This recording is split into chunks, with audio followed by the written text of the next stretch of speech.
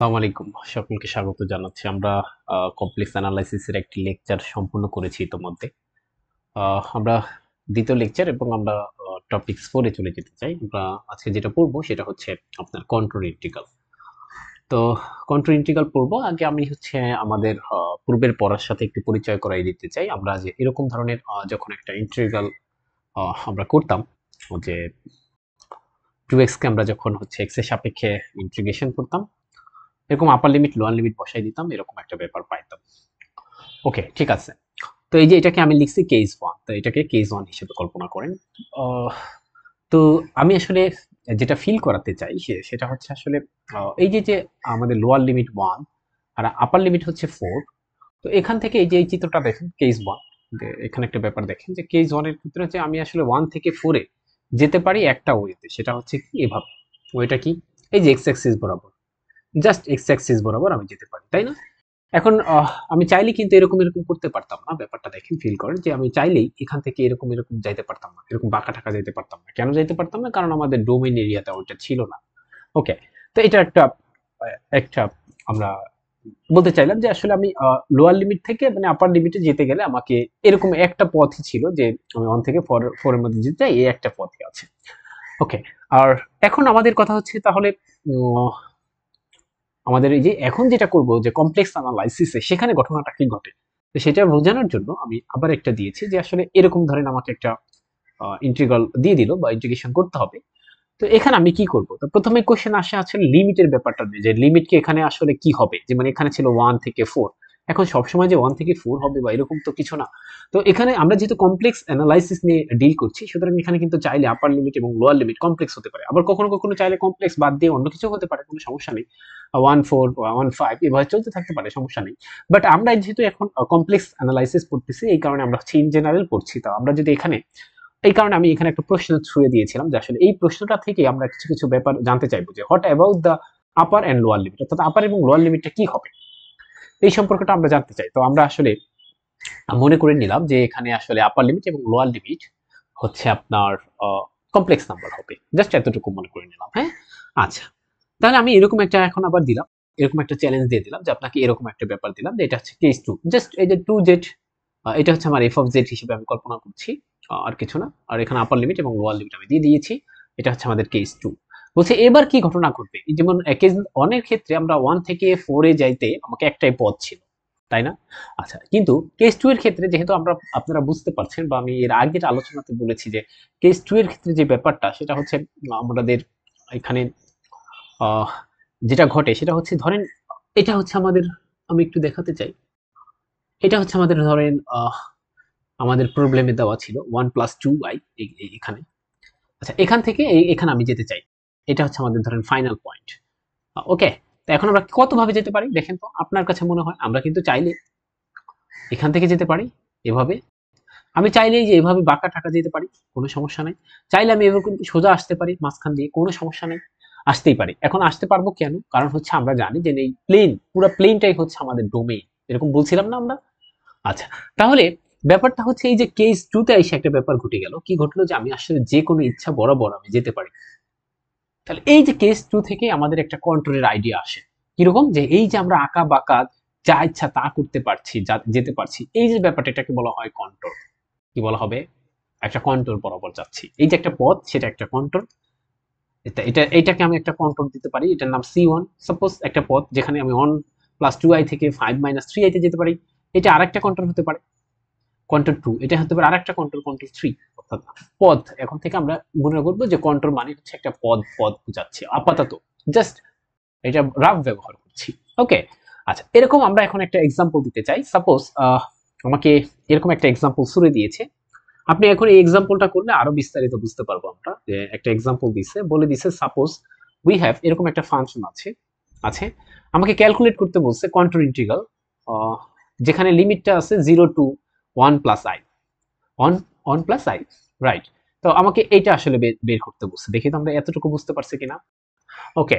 তো এতটুকু যেহেতু বুঝতে পারছি, তাহলে আসলে এবার এটাকে কিভাবে ডিল করব, এই ইন্টিগ্রেশনটা আমরা কিভাবে করব, এটা হচ্ছে একটা ব্যাপার।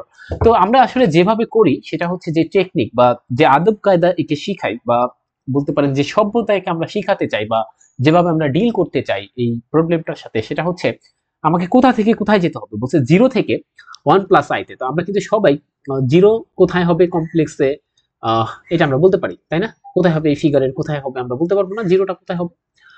এখানে হবে 0, আর 1 প্লাস আই অবশ্যই এখানে হবে। তো এটাকে আমরা ধরে নিলাম স্ট্যাটিক পয়েন্ট বা ইনিশিয়াল পয়েন্ট, এটা হচ্ছে আমাদের ফাইনাল পয়েন্ট। বা আমরা এখান থেকে এখানে যেতে চাই, কত ভাবে যেতে পারি। এই যে একটা ওয়ে আমি আঁকলাম, দেখেন এই যে C1 দিয়েছি একটা ভিন্ন কালার, দেখেন এটা কিন্তু একটা ওয়ে হতে পারে। আচ্ছা, আরেকটা ওয়ে এরকম হতে পারে না, একজনে চাইলে, দেখেন আমার সাথে একটু আপনি এগ্রি করবেন কিনা, দেখেন যে আমি 0 থেকে ফাইনালে, অর্থাৎ দ্যাট ইজ, আমি এখানে একটু বুঝাই আবার, এটার নাম হচ্ছে 0, এটা হচ্ছে আমাদের সেই ফাইনাল মানে 1 প্লাস আই। আমি কত ভাবে যেতে পারি, বলছে আমি 0 থেকে সরাসরি এভাবে এই পথটা দিয়ে যেতে পারি, এটার নাম দিলাম C1, একটা কন্ট্রোল, ঠিক আছে? ওকে।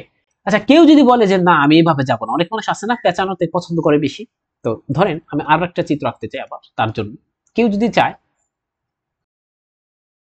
আচ্ছা কেউ যদি চায় যে না আমি এইভাবে যাব না, এটা আমাদের ছিল হচ্ছে 1 প্লাস আই নামক পয়েন্ট, আর এটা ছিল আমাদের একদম শুরুতে 0, আমি এভাবে যাব না। কেউ কোন ভাবে যাব না, আমি আবার একটু আঁকি যে উনি আসলে ঘাওড়ালো, এইভাবে যেতে চাচ্ছে না, বলছেন আমি এভাবে যাব না। সে আসলে যেতে চায় এভাবে, এখান থেকে এখানে যেতে চায়, এখান থেকে তারপর এখানে যেতে চায়, এখানেও তো সে পৌঁছতে পারবে, তাই না? তাহলে এটা আরেকটা পথ, এটা দ্বিতীয় নাম্বার পথ মানে C2 পথ। তাহলে C2 পথটা কার সমষ্টি? তাহলে এইটাকে আমরা বলবো C1 পথ। আর এই যে একটা পথ এইমাত্র ঘোষণা করলাম, সেটা হচ্ছে C2 পথ। মনে করেন সিটি কন্ট্রোর, সেই কন্ট্রোরটা কি কি দিয়ে গঠিত হচ্ছে, একবার এখান থেকে খাড়া যাচ্ছে, এই যে এই খাড়াটুকু যাচ্ছে, এটার নাম আমি দিলাম হচ্ছে C2 প্রাইম। এরপরে আবার সে কি করছে, এখান থেকে এইভাবে হাইটা ওই পয়েন্টের কাছে গেছে, তাহলে এটা C2 ডাবল প্রাইম। অর্থাৎ C2 নামক পথটা বা C2 কন্ট্রোলটা হচ্ছে দুইটা জিনিসের সমষ্টি, এটা C2 প্রাইম আর একটা হচ্ছে C2 ডাবল প্রাইম। তাহলে এরকম আমরা দুইটা পথের মাধ্যমে আমরা যেতে পারি, ঠিক আছে? তা আমরা এভাবে এই ইন্টিগ্রেশন দিয়ে ডিল করতে পারি, এভাবে এই যে পথ দিয়ে ইন্টিগ্রেশন গুলো কি করতে পারি, ডিল করতে পারি। এবার দেখেন এই কথাগুলো আমি লিখে দিয়েছি, আপনারা আশা রাখি বুঝতে পারছেন, একদম সুন্দর করে লিখে দিয়েছি। আপনি এটা নিয়ে, আমার শুধু একটু দেখানোর কথা ছিল যে আমি একটু দেখাই দিলে আপনারা পুরোটা ধরতে পারবেন। এই যে আমরা দুইটা পথ পেয়েছি, একটা হচ্ছে C1 আর একটা পথ হচ্ছে C2, ঠিক আছে, প্লাস C2 ডাবল প্রাইম, এদের সমন্বয়। তা আমরা তো আশা রাখি বুঝাইতে পারছি দ্বিতীয় পার্টটা। ওকে, তো দেখেন এবার এবার আমরা ইন্টিগ্রেশন করতে চাই। সাপোজ আমাকে বলে দিয়েছে, ধরেন আপনি দুইটা পার্ট দিয়েই করতে পারবেন, যে কোনো একটা নিয়ে করেন। আপনি আপাতত মনে করেন আমরা প্রথম পার্টটা নিয়ে করতে চাই, অর্থাৎ C1 কন্ট্রোল নিয়ে করতে চাই, কারণ আমরা এখান থেকে এই এখানে যেতে চাই। ওকে, তা আমি এখানে এই কারণে C1 কন্ট্রোল নিচ্ছি। ওকে, C1 কন্ট্রোল নিচ্ছি, তাহলে কন্ট্রোলটা নিলাম C1, এবং যা দেওয়া ছিল, দেখেন আমাদের প্রবলেমটা দেওয়া ছিল f of z dz। তাহলে f of z আবার উপরে ঘোষণা করা আছে, f of z মানে হচ্ছে y minus x minus i 3x square, আমি সেটা বসাইছি, যা আছে তাই করছি। এখন আমাদের একটা ব্যাপার হচ্ছে, যেখানে যেখানে আমাদের দেখবো x আছে সেগুলোকে আমরা y তে নেওয়ার চেষ্টা করবো। দেখেন আমরা যেখানে দেখবো z আছে, z কে আমরা লিখতে পারি x plus iy, তাহলে এখান থেকে dz সমান কি পাইতে পারি, dx plus i dy। ওকে, আমরা সেটা করছি। দেখেন এখানে আমরা স্পষ্ট দেখাতে পাচ্ছি, এই যে এখানে দেখেন এটা সমান এটা লিখছি। ওকে, আর আর এখানে যা আছে তাই করে রাখছি, C1 এর যা যা আছে সবগুলো ঠিক রাখছি। এবার দেখেন আমরা আসলে কোন পার্টটা নিয়ে কথা বলছিলাম, আমরা C1, এই C1 পার্টটা। তো আপনাকে মনে রাখতে হবে, যে ব্যাপারটা ফিল করতে হবে, সেটা হচ্ছে, আমি একটু আবার আইকা দেখতে চাই, আপনি যখন C1 কন্ট্রোলটা নিয়ে কাজ করবেন বা C1 পার্টটা নিয়ে কাজ করবেন, দ্যাট ইজ আপনি শুধুমাত্র এখান থেকে এখানে কল্পনা করবেন, আর কোনো পার্ট নিয়ে কল্পনা করার দরকার নেই আপনাকে। তাহলে আমি শুধুমাত্র এইটা নিয়ে আমি এখন আমার টেনশন থাকবে, ঠিক আছে? আচ্ছা, এটাকে কিন্তু আমরা 1, iও লিখতে পারি প্লাস না দিয়ে, তাই না? এরকম বলছিলাম না, এটা সরি 1, 1 লিখতে পারি। আর একটা কাজ করেন, 1, 1 লেখা যায় চাইলে, ওই 1, 1, আবার চাইলে এভাবেও কেউ লিখতে পারে 1 প্লাস আই। ওকে, তো দেখেন এবার সেটা হচ্ছে 0। এখন আপনাকে বলতে চাই, এটা হচ্ছে মূল বিন্দুগামী সরলরেখার সমীকরণ, তাই না? তাহলে এখানে যদি 0, 0 পান আর এখানে 1, 1 আছে, দেখবেন দুইটা সরলরেখার সমীকরণ নির্ণয় করলেও হবে, না করলেও হবে, যেহেতু মূল বিন্দুগামী সরলরেখার সমীকরণ। এবং এটার ইকুয়েশন হবে y cos 2x। তার মানে আমি কি বুঝাইতে পারছি? জাস্ট এই যে লাল কালারটা দেখতে পাচ্ছেন, আমি এখন কালো কালার করে দিই একে, তাহলে আপনাদের জন্য বুঝতে সুবিধা হবে। এইটার ইকুয়েশন হচ্ছে y cos 2x। বের করতে পারবেন না? অবশ্যই পারবেন। ওকে, তাহলে যেহেতু বুঝতে পারছেন, এই যে আমরা সেটা লিখছি C1, এই যে পার্টটা, তার ইকুয়েশন হচ্ছে y cos 2x। তাহলে বলেন তো dy সমান কি হবে, dx। তাহলে এখান থেকে আরেকটা তথ্য পাইলাম। ওকে, তাহলে এখান থেকে এটা পাইলাম। এখন আমাদের কাজ শেষ। জাস্ট কি কাজ করলাম, প্রথমে dz কে আমি, দেখেন কাজগুলো যদি আপনি স্টেপ স্টেপ মনে করেন, যে প্রথমে আমি dz কে ভাঙলাম, তারপরে আমার উদ্দেশ্য হচ্ছে আমি যেই কন্ট্রোলটা নিলাম সেই কন্ট্রোলের ইকুয়েশনটা বের করা, বা সেই পাথের ইকুয়েশনটা বের করা। এখন y ইকুয়ালস টু x কোথায় কোথায়, যেখানে যেখানে y আছে সেখানে সেখানে x বসাবেন। তো দেখেন কোথায় কোথায় y আছে, y আছে এই যে এখানে x বসাইছেন, আর সব জায়গায় ঠিক থাকবে। এখানে আছে y, এই যে x বসাবেন। এটা দ্বিতীয় কাজ, দেখে তো বুঝতে পারছেন কিনা। এখন এখন হচ্ছে একটু কাটাছেড়া করেন, কাটাছেড়া করেন, কাটাছেড়া করলে এখন আপনার এইটাকে একটু অন্যভাবে দাগাই দিচ্ছি। এই যে ব্যাপারটা পাইলাম, এটা পাইলাম। ওকে, এখন আমাদের এখানে আপনি যদি খেয়াল করেন সবকিছু x এর, সবকিছু x এ চলে আসছে, x এ চলে আসছে না, এবং কাটাছেড়া করার পর দেখেন পারলে আপনি এইটা চলে আসছে। আচ্ছা, সবকিছু x এ চলে আসছে।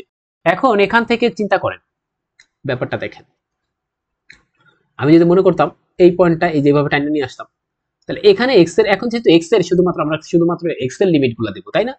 আচ্ছা, তাহলে এখান থেকে এই যে x এর সর্বনিম্ন ভ্যালুটা এখানে কত হতে পারে? 0 হতে পারে। দেখি তো আমরা বুঝতে পারতাছি কিনা। আমি আমি অন্য একটা কালি নিয়ে আসি। এই যে এখানে সর্বনিম্ন ভ্যালু হতে পারে 0, আর x এর এই এরিয়ার মধ্যে এর এখানে x এর সর্বোচ্চ ভ্যালুটা হতে পারে 1, কারণ এখানে যে 1 আছে। ওকে, তাহলে আমি এখন x এর যেহেতু চলে আসে সবকিছুতে, তাহলে আমি x এর এখন লিমিটটা দিতে পারি। দেখে তো বুঝতে পারছি কিনা। আর এখান থেকে কি করছি সেটা একটু দেখাতে চাই। এখান থেকে এখানে কি করলাম, এখান থেকে শুধুমাত্র dx কমন নিয়েছি। এখন x এর লিমিটগুলো দিছি 0 থেকে 1, আর এখানে যেহেতু দেখেন x এর সাপেক্ষে করছি, তার মানে x ই শুধুমাত্র ভেরিয়েবল, বাকি যা আছে সবাইকে বের করে নিয়ে আসছি।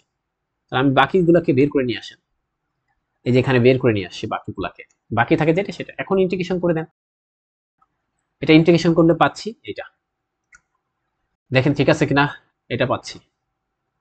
এখান থেকে এখন লিমিটগুলো বসাই দেন, তাহলে পাচ্ছি 1 মাইনাস i। এটা কোন কন্ট্রোল, মানে কোন পাথ বরাবর? c1 পাথ বরাবর গিয়ে আমি এই রেজাল্টটা পাইছি। আচ্ছা, আরেকটা ঘাড়া ছেলে ছিল মনে আছে? ঘাওড়া মানে এলাকার ভাষাতে বলছি, আমি কখনো এলাকার ভাষার সাথে আমার খুবই একটা আত্মার সম্পর্ক আছে, এলাকার ভাষা আমার খুব ভালো লাগে। তো আমি সেই কারণে বলছি যে কিছু কিছু ছাত্র ছাত্রীও থাকে যে আসলে মেনে নিতে চায় না, যে কোনো প্রশ্ন বলে কেন, তাই না? অনেকে আছে তো এরকম ভাবেও যাইতে পারে, এরকম এরকম দিয়ে অনেকের কাছে স্বাভাবিকভাবে এই প্রশ্নটা আসে যে আমি কি এরকম এরকম এরকম করে এখানে পরে যাইতে পারতাম না, যাইতে পারতাম, বাট আমরা এমন ভাবে নিতে চাই যে এই পাথগুলো বা যেগুলো আমাদের জন্য সহজ হয়, আমাদের জন্য সহজ হয়। যেমন এই যে c1 এর ইকুয়েশনটা বের করা, y = x, এটা আমরা বের করা খুব সহজ, তাই না? কিন্তু এই যে এই পার্টটা যদি আমরা কনসিডার করি, তখন আমাদের জন্য একটা কঠিন কাজ হয়ে যায়। ফর দিস রিজন আমরা এরকম পাথ নেওয়ার চেষ্টা করব যেটা আমাদের জন্য সহজ হয়, বাট আমি যাইতে পারি, যে কোনো ওয়েতে আমি ওখানে যাইতে পারি এবং ভ্যালিড হবে, ঠিক আছে? এখন আমরা অনেক দুষ্ট ছেলেপান আছে যে আসলে ফার্স্ট পাথটা তার পছন্দ না, সে বললো যে না, সেকেন্ড পাথও আমাদের পরিচিত। কেন? কারণ আমি আসলে কি করেছি, আর বেশি কিছু তো করিনি, আমি তো বেশি অন্যায় করিনি। কি অন্যায় করছি? যে 0 থেকে আমি আসলে y এর বরাবর হাঁটতেছিলাম, হাঁটতে হাঁটতে তারপরে এখানে একটু যাই, তারপর এখান থেকে আবার একটু হাঁটতেছিলাম, তো এগুলো তো আমাদের পরিচিত। তা ঠিক আছে, দেখি c2 পাথ বরাবর যদি আমি কাজ করি, c2 পাথ বরাবর, তাহলে কি হয়। তাই আমরা এখন দ্বিতীয় কাজ হচ্ছে, এবার আমরা কিন্তু c1 পাথ বরাবর কাজ করে দেখছি, ইন্টিগ্রেশনের রেজাল্টটা কত আসছে, 1 - i। এবার আমরা c2 পাথ বরাবর কাজ করব। তো যথারীতি আগের মতো সবকিছু হবে। c2 বরাবর নিয়েছি, এই যে এখানে f of z, এটা dz কে আমরা ভাঙিয়ে লিখতে পারি dx plus i dy। Similarly এখানে আমরা লিখছি।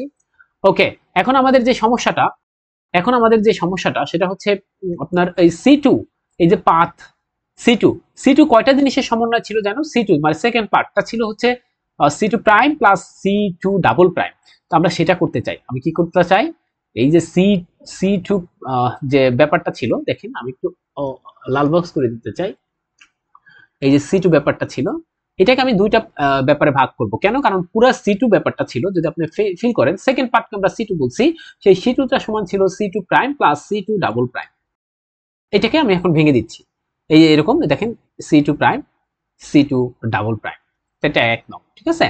ওকে, এখন হচ্ছে আমাদের কাজ কি, ওই যে c2 প্রাইম এবং c2 ডাবল প্রাইমের ইকুয়েশন বের করা। মনে আছে নিশ্চয়ই, আমরা এইখানে আসার পর c1 এর ইকুয়েশনটা বের করছিলাম, y = x পেয়েছিলাম, এবং যেখানে যেখানে y আছে সেখানে সেখানে বসাই দিয়েছিলাম x এর মানগুলো, তাই না? মানে এখানে বলতে এই যে এখানে মনে হয়। ওকে, ঠিক একই নিয়ম। এখন একই নিয়ম কি, এবার আমরা দেখব যে c2 প্রাইমের ইকুয়েশনটা কি হবে আর c2 ডাবল প্রাইমের ইকুয়েশন কি হবে। আমি লিখে রাখছি, দেখেন c2 প্রাইমের ইকুয়েশনটা হচ্ছে x = 0। কেন দেখেন তো, একটু ফিল করেন কিনা। এই যে y অক্ষের সমীকরণ কি, x = 0, সেটা তাহলে এখান থেকে আমরা লিখতে পারি dx = 0। ওকে, সি টু ডাবল প্রাইম মানে কত? দেখেন সি টু ডাবল প্রাইম এটা কার সমান্তরাল সরলরেখার সমীকরণ? দেখেন এটা হচ্ছে ওয়াই অক্ষের এক্স অক্ষের সমান্তরাল সরলরেখার সমীকরণ। তো এক্স অক্ষের সমান্তরাল সরলরেখার সমীকরণ হলে এটা কি হয়? ইকুয়েশন হয় হচ্ছে ওয়াই ইকুয়ালস টু কে। এখন যেহেতু আমার কে এর মানটা লাগবে, কে এখন দেখতেছি যে এই যে ওয়াই ইকুয়ালস টু কে এটা কোন কোন বিন্দুগামী? 1,1 বিন্দুগামী। তো এখানে যদি ওয়াই এর মান 1 বসাই তাহলে কে ইকুয়ালস টু 1, তার মানে ওয়াই ইকুয়ালস টু 1 এই সরলরেখাটার সমীকরণ। তাহলে আমরা বুঝতে পারতেছি যে যে সি টু ডাবল প্রাইম যেটা তার ইকুয়েশনটা হচ্ছে আপনার এরকম y equals to 1, তাহলে dy equals to কি হবে? 0 হবে, কারণ কনস্ট্যান্ট ফাংশনের ডেরিভেটিভ কি হবে? 0 হবে। এখন এটা আমরা এক নং এ বসাবো এই সব ঘটনাগুলো। কি পাবো? এক নং এ দেখেন শুধুমাত্র আমি এটার ক্ষেত্রে মেনশন করে দিচ্ছি। এটার ক্ষেত্রে দেখেন এক নং এ এখানে আমাদের এক নং এর ক্ষেত্রে এইটুকুর কাজ আছে, এইটুকু এই কালার দেখেন। আচ্ছা আপনি দেখেন ওখানে c2 প্রাইম যথারীতি c2 প্রাইম থাকুক, এখানে পরে লিমিট দিয়ে আপনি মনে করেন এখানে শুধুমাত্র এখানে c2 প্রাইম আছে, এখানে যা আর কিছু দেওয়া এখানে নাই, মনে করেন কিছু নাই। ওকে, আমি যে কাজটা করতে চাই মনে করেন এখানে কিছু নাই, এখানে কিছু নাই এবং এখানেও কিছু নাই, এখানে কি আছে? যথারীতি c2 প্রাইম আছে। বাকিগুলো নিয়ে কাজ করেন। বাকি নিয়ে যদি কাজ করেন যে এখানে আমাদের কি হবে? x এর মান 0 ধরতে হবে। তাহলে এখানে যেথায় যেথায় x আছে, সেখানে 0 দিয়ে দেন। তাহলে 0 দিলে ওইটুকু থাকে না, y i dy। এখন হচ্ছে আমরা লিমিট দিব y এর। কেন? এখন দেখেন কারণ হচ্ছে এখানে শুধুমাত্র y যুক্ত ব্যাপার আছে। এখন আমরা এখান থেকে দেখতে চাই যে লিমিটটা কি হবে। দেখেন কোথায় গেল? ওকে, এই যে পার্ট থেকে দেখেন লিমিটটা কত হবে? y এর লিমিট 0 থেকে এখানে লিমিট কত? 1। দেখেন তো বুঝতেন কিনা? এই যে এখানে 0 আর এখানে y এর মান কত? 1। আমরা এখন এটা করব, আমরা তো এই পার্ট নিয়ে আসি। ওকে, তাহলে আপার লিমিট লোয়ার লিমিট এভাবে কাজ করবে। আচ্ছা ঠিক আছে, আমরা এখন এগুলো একটু মুছে দেই। এই যে আমি কি করছি? 0 এবং 1 দিয়ে দিয়েছি। বাকিটা c2 ডাবল প্রাইমের ক্ষেত্রে আমি অন্য একটা কালার নিয়ে আসি। এই যে এটা আমরা ইউজ করব কোনটা? এইটা। এখানে y ইকুয়ালস টু 1 ধরবো আর dy ইকুয়ালস টু 0 ধরবো। এগুলো বসাই দেন। শুধু থাকে x। এখন x এর লিমিট দিতে হবে। যে এখান থেকে দেখেন x এর লিমিট কত হবে আপনি বলেন। এই যে এই লাইনের x এর লিমিট কত হবে? এই লাইনটা এদিক থেকে তাকান, একটু তাকাইতে হবে, মানে এগুলো আসলে সহজ ব্যাপার। এখান থেকে জাস্ট এই পর্যন্ত।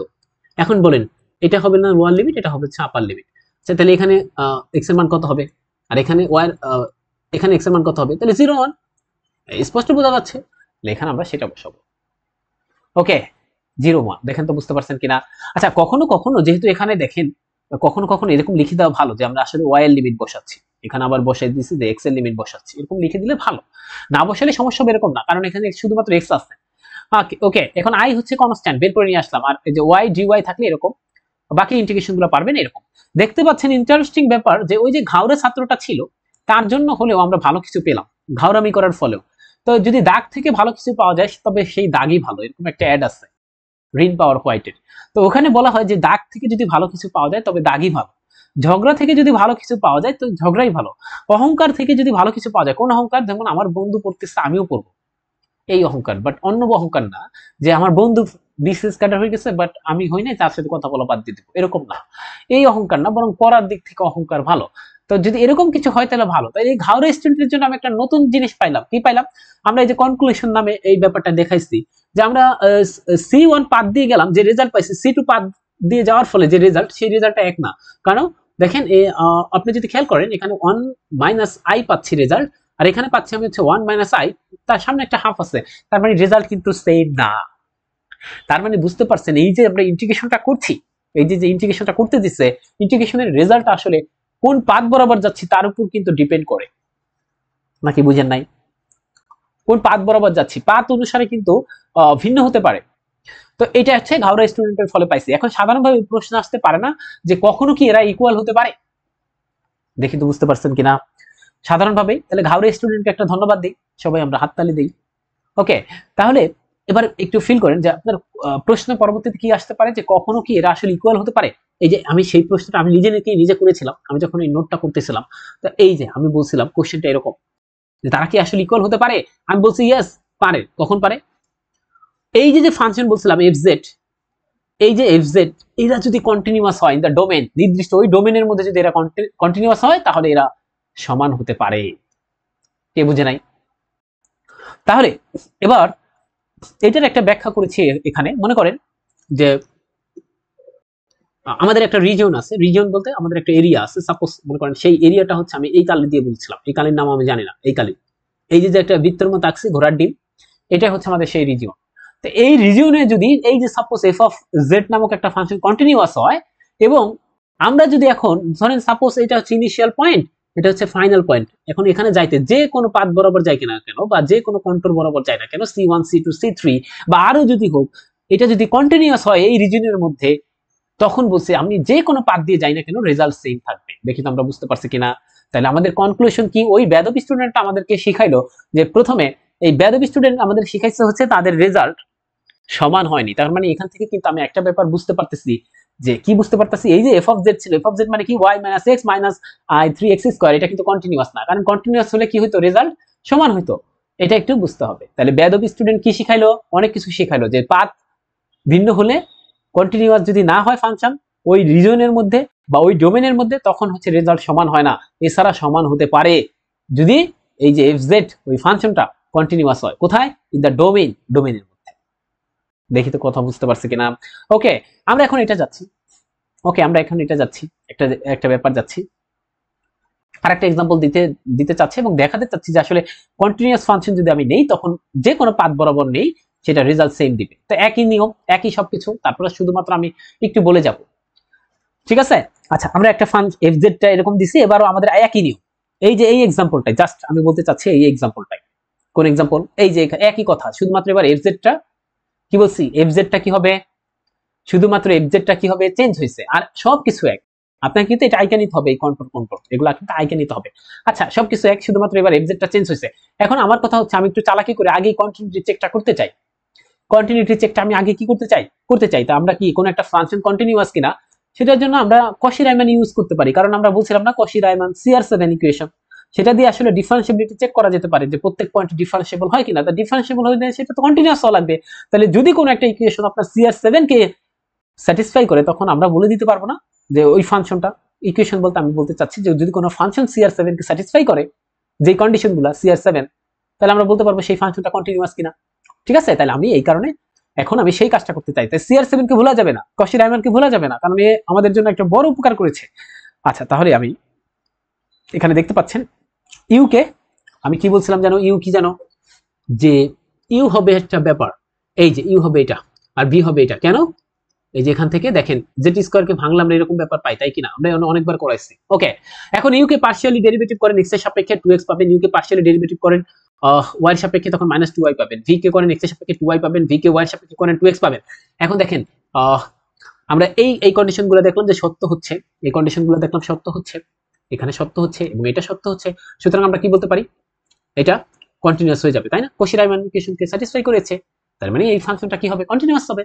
ওকে, যদি কন্টিনিউয়াস হয় তাহলে আমাদের কি বলছে জানো, এই যে কোশ্চেন থেকে আমরা যে একটা এক্সাম্পল দিয়েছিলাম, এই যে এই ব্যাপার বলছে যে যদি এটা কন্টিনিউয়াস হয়ে যায় ডোমেনের মধ্যে, তখন হচ্ছে এটা কি হবে, যে কোনো কন্ট্রোল বরাবর আমি ইন্টিগ্রেশন করি না কেন তাদের রেজাল্টটা সেম হবে। আমি দেখতে চাই এবার সেম হয় কিনা, ওই আগের মতো C1 C2। কারণ কি বলছিলাম জানো, এই আগের অঙ্কটাই শুধুমাত্র এবার FZ টা পরিবর্তন করে দিচ্ছে। ওকে, FZ টা কি করে দিচ্ছে, পরিবর্তন করে দিচ্ছে, আর সব কিছু এক।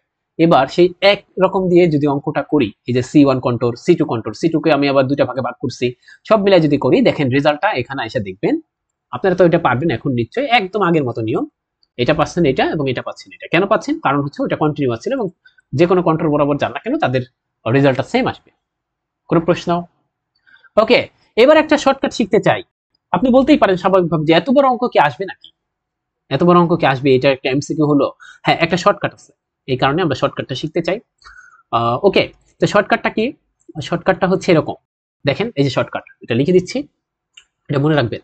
যদি একটা ফাংশন কন্টিনিউয়াস হয়ে যায় ইন দ্য ডোমেন, ওই যে তার যে ডোমেন থাকবে সেই ডোমেনে, তাহলে we can apply A shortcut technique, একটা শর্টকাট টেকনিক আমরা অ্যাপ্লাই করতে পারি। বলছে কি শর্টকাট টেকনিক অ্যাপ্লাই করতে পারি, সেটা একটু দেখেন। বলছে এই যে আমাদের এই অঙ্কটা দিয়েছিল মনে আছে, যে 0 থেকে আমাকে আসলে দেখেন, ওকে, এই যে অঙ্কটা দিয়েছিল এই যে এফ অফ জেড, এবং আমাকে ইন্টিগ্রেশন করতে বলছিল কোথা থেকে কোথা, বলছে 0 থেকে 1 প্লাস আই এর মধ্যে, ঠিক আছে? এবং এটার রেজাল্টটা কত পাইছিলাম দেখেন তো, এটা রেজাল্ট পাইছি দিন শেষে এই যে 2/3 i - 1, ঠিক আছে? এবার কিন্তু একই জিনিসের আপনি শর্টকাট কিভাবে টেকনিকটা অবলম্বন করতে পারেন। দেখেন আমাকে এই যে জেড স্কয়ার দিয়েছিল, 0 থেকে 1 প্লাস আই এর মধ্যে আমাকে ইন্টিগ্রেশন করতে বলছিল, তা আমি সেই ইন্টিগ্রেশনটা করে ফেলবো। দেখেন এই যে করে ফেলছি, এই যে করে ফেলছি। আমরা জানি জেড স্কোয়ারকে করলে এরকম আসে, স্বাভাবিক নিয়ম। তারপর আপার লিমিট লোয়ার লিমিট বসাই দেন, বসাই দেওয়ার পর ক্যালকুলেশন করেন, ক্যালকুলেশন করলে এই যে দেখেন সেম রেজাল্ট আসে। তাহলে এই যে এরকম ডিরেক্ট ম্যাথ করে দিতে পারবো কখন, যখন এই যে ভিতরের জিনিসটা এফ অফ জেড এটা কন্টিনিউয়াস হয়। দেখি তো বুঝতে পারছি কিনা, এখন আমরা জানি কিন্তু বলতে পারেন জেড স্কোয়ার যে কন্টিনিউয়াস এটাকে আমরা জানি, আমি শিখে আসছি জেড স্কোয়ার কন্টিনিউয়াস না। ওকে, দেখি তো বুঝতে পারছি কিনা। ওকে, এটা গেল আমাদের। এখন আমরা টপিকস আমাদের কত শেষ হয়ে গেল, 4 শেষ হয়ে গেছে। টপিকস 5 এর জন্য আমাদের কিছু কিছু বেসিক জানা লাগবে, এই কারণে আমরা কিছু কিছু বেসিক শিখাবো। এখন যা আছে যেগুলো লেখা দেখেন এগুলো সব হচ্ছে বেসিক। আমরা টপিকস 5 এ যাওয়ার আগ পর্যন্ত এগুলো সব হচ্ছে বেসিক।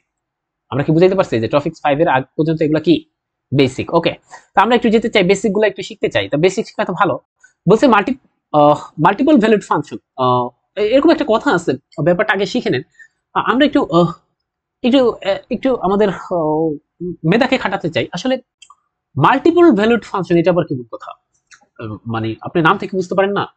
ব্যাপারটা আসলে এরকম যে আপনি একটা ইনপুট দিবেন, একাধিক আউটপুট পাবেন। একটা ইনপুট, এখানে একটা ইনপুট, সাপোজ একটা মনে করেন একটা কিছু একটা দিলেন, এখানে কিছু একটা দিলাম। ওকে, তা একাধিক আউটপুট দিবে। তা এটা কি আসলে ফাংশন, কি বলছি, এটা কি ফাংশন হয়? সাপোজ এটা দিল একটা *1 আর *2 দিল, এটা কিন্তু ফাংশন হয় না। আমরা যখন পড়েছিলাম ছোটকালে, আমাদের স্যাররা যখন পড়াইছিল, শ্রদ্ধেয় সকল স্যারকে আবারও সম্মানের সাথে শ্রদ্ধা করছি, তারা যখন পড়াইতো ইন্টারে, আমাকে যিনি পড়াইছেন তার নাম ছিল রাকিব, রাকিব ভাই বুয়েটে পড়তেন। আমরা আসলে সৌভাগ্য হয়েছিল বুয়েটের ভাইয়ের কাছে পড়ার জন্য। সে এখন পিএইচডি করে, পিএইচডি শেষ হয়ে গেছে, কানাডাতে আছে নাকি আমেরিকাতে জানি, দেখলাম। তো ওই রাকিব ভাই আমাদেরকে এমনি পড়াইতেন। এটা হচ্ছে আপনার এরকম,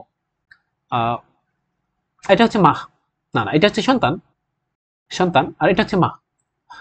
বলতো তিনি বলতেন যে আসলে বৈধ বৈধ যত কিছু আছে না, বৈধ সবকিছু ফাংশন, এরকম বলতো।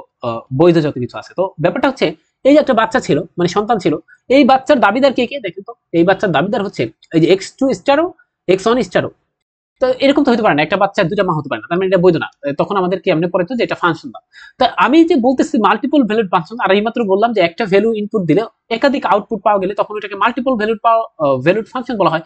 তা আপনার মনেই হতে পারে যে তখন মাল্টিপল ভ্যালুড দিলে আবার ফাংশন হয় কেমন, এই ব্যাপারটা আসতে পারে না মনে মনে, যে এটা তো মাল্টিপল ভ্যালুড ফাংশন আবার হয় কেমন, এটা তো ফাংশনই হওয়ার কথা না, ফাংশন হলো কেমন। আসলে ব্যাপারটা এরকম যে আমরা দেখেন ছোটকালে যারা 5 এ পড়ছেন, আমি জানি খুব বিদঘুটে একটা ব্যাপার ছিল যে এই যে ব্র্যাকেটের একটা হিউজ ছিল যে কোনটা আগে করব কোনটা পরে করব, ফার্স্ট ব্র্যাকেটের কাজ কি, সেকেন্ড ব্র্যাকেটের কাজ কি, এবং কোথায় ফার্স্ট ব্র্যাকেট দিতে হবে, আগে যার কাজ তাকে ফার্স্ট ব্র্যাকেট দিতে হবে না, কি করতে হবে, ভাগ গুণ, এই সবের একটা ব্যাপার ছিল। বাট এখন যখন আপনি বড় ক্লাসে উঠছেন, আপনার কি কোনো, এই যে আমি যে এটার মধ্যে দিয়েছি দেখেন তো, একটু ফিল করেন, এটা এটা এটার মধ্যে দেখেন আমি সব জায়গায় ফার্স্ট ব্র্যাকেট দিচ্ছি, এগুলো বাধ্যবাধকতা আছে। অর্থাৎ আমি যখন বড় হয়েছি তখন ব্যাপারটা বুঝেন, আমি যখন বড় হয়েছি তখন কিন্তু ব্র্যাকেটের এই বালাই নেই, বুঝতে বুঝছেন। মানে আপনি যদি সবও ফার্স্ট ব্র্যাকেট দিতেন, যদি আরো 5-7টা ফার্স্ট ব্র্যাকেট দিতেন, এখানে কাটবে না স্যাররা। বাট এটা যদি আপনি প্রাইমারিতে নিয়ে যান না, কাটা দিবে, বলবে যে তুমি দুইটা ফার্স্ট ব্র্যাকেট ইউজ করছো, এটা বলবে। আমি যেটা বলতে চাচ্ছি যে আসলে একটা পর্যায়ে ওঠার পর আমরা একটা ব্যাপারকে একটু ছাড় দিতে পারি, যেমন এই যে ব্র্যাকেটের ব্যাপারটা ছাড় দিতে পারি। এই যে এইমাত্র বললাম মাল্টিপল ভ্যালুড ফাংশন, আপনার মনে হতে পারে এটা ফাংশন না, বাট আমরা ফাংশনটা ইউজ করতে পারি। মানে এরকম এখন আর দেখবো না, এরকম নলেজ করবো না যে আসলে দুইটা ভ্যালুড হইলে মনে হয় আমি দিতে পারবো না। আসলে এই যে আমরা যেরকম ব্র্যাকেটটাকে এখন আর গুরুত্ব দিয়ে দেখছি না, ঠিক তেমনি এখানে এরকম একটা ঘটনা ঘটে। আমি বুঝাইতে পারছি যে কেন ফাংশন আমরা তারপরে ফাংশন ইউজ করছি, মাল্টিপল ভ্যালুড ফাংশন, দুইটা ভ্যালু পাওয়ার ফলেও কেন ফাংশন ইউজ করছে। আসলে এটা একটু রুজু হয়ে যায়, এটা কি বলে, এটা ভালোবাসা কি বলে, যে ওইটা এত কড়াকড়ি ভাবে এখন আর দেখা হয় না। মানে এটা বলছি যখন আমরা যত বড় ক্লাসে থাকি, ঠিক আছে। আসলে ব্যাপারটা এরকম। ওকে, তাহলে এটা একটু বুঝে দিলাম, তারপরে ফাংশন হবে, ঠিক আছে। ব্যাপারটা আসলে এরকম। ওকে, তাহলে আমরা সেই কথাগুলো লিখছি, দেখেন আমরা একটু এখন পড়ে শোনাতে চাই যে মাল্টিপল ভ্যালুড ফাংশনটা কি আসলে। সেটা বলছে যে মাল্টিপল ভ্যালুড ফাংশনের ব্যাখ্যা বলছে, সাপোজ আমাদের কাছে এরকম একটা কমপ্লেক্স ফাংশন আছে যার আউটপুটটা হবে w, আমরা এই সম্পর্কে সবাই বলে আসছি আগের লেকচারে। এবং f অফ z এটাকে সেট আমরা বলতে পারবো মাল্টিপল ভ্যালুড ফাংশন বলতে পারবো। কখন বলতে পারবো? বলছে যদি ইহার দুইটা অথবা দুইয়ের অধিক ভ্যালু থাকে। কিসের জন্য? ফর সাম, কিছু অথবা অল ভ্যালুস অফ জেড, অর্থাৎ কিছু জেড এর জন্য যদি আমরা দুইয়ের অধিক বা দুটি আমরা আউটপুট পাই, তখন ওইটাকে আমরা বলবো মাল্টিপল ভ্যালুড ফাংশন। তো আমি এই যে এখনই আপনি প্রশ্ন করতে পারতেন যে এখানে একের ইনপুটের জন্য যদি দুইয়ের অধিক বা দুইটি পাই, তখন তো এটা ফাংশন থাকে না। আমি বললাম এইমাত্র এই যে একটা ঘটনা বললাম যে ব্র্যাকেটের ক্ষেত্রে যেরকম এটাকে আমরা একটু নেগলেক্ট করতে পারি, যে আসলে পরবর্তী জীবনে এইসব ব্র্যাকেটটাকে আমরা ওরকম দেখি না, চাইলে সব জায়গায় ফার্স্ট ব্র্যাকেট দিতে পারি, ঠিক তেমনি এখানে ব্যাপারটা এরকম।